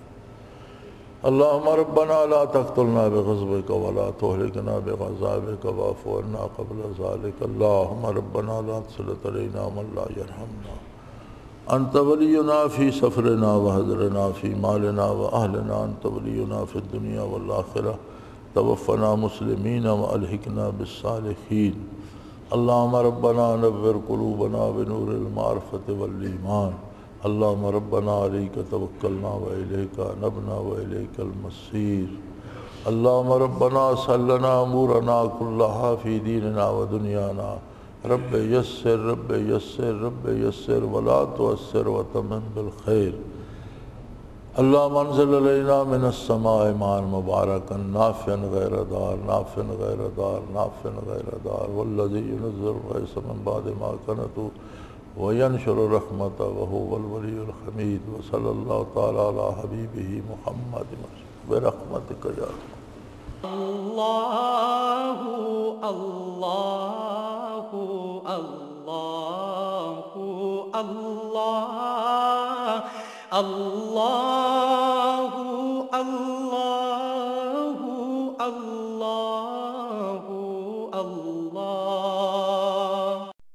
حضرت امیر محمد اکرم آوان مد ظلہ العالی دارالعرفان منارہ ضلع چکوال میں سالہ سال سے قرآن و حدیث کے اوپر خطابات کر رہے ہیں اور سلسلہ نقشبندیہ اویسیہ کے مطابق لوگوں کو ذکر الہی کی تربیت دے رہے ہیں۔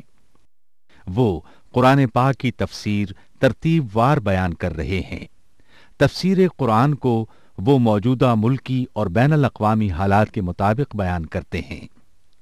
मोटर वे से कलर कहार के इंटरचेंज से निकलते हुए कलर कहार की झील से होते हुए मियानी, बोछाल और नूरपुर से गुजरते हुए दारुल इरफान मिनारा पहुंच सकते हैं। हजरत अमीर मोहम्मद अकरम आवान ने बच्चियों और बच्चों की दीनी और दुनियावी तालीम के लिए सिकारा एकेडमी के नाम से एक दरसगाह भी कायम की है, जिसका इफ्तिताह मुल्क पाकिस्तान के सदर जनरल मोहम्मद ज़ियाउल हक ने अपने दस्ते मुबारक से किया था। वो तमाम अहबाब जो इस्लाम की तलब रखते हैं, उनसे गुजारिश है कि दारुल इरफान मिनारा जिला चकवाल में अमीर मोहम्मद अकरम आवान साहब के खिताबात से मुस्तफीद हों। वो हर जुमे को नमाज से पहले बयान फरमाते हैं। हर माह की पहली इतवार को माहाना इज्तिमा होता है, जिसमें आप खुसूसी खिताब फरमाते हैं और पाकिस्तान के चारों सूबों से अहबाब इस इज्तिमा में शिरकत करते हैं। इसके अलावा यहाँ साल में 2 मरकजी इज्तिमात भी होते हैं, एक रमज़ानुल मुबारक में एतिकाफ का इज्तिमा और दूसरा जुलाई और अगस्त में 40 दिन का इज्तिमा होता है, जिसमें रूहानी तरबियत की जाती है। अपना खून सीमाब देकर इतना हम कर जाएंगे, नाम आका का चमन में फिर रकम कर जाएंगे।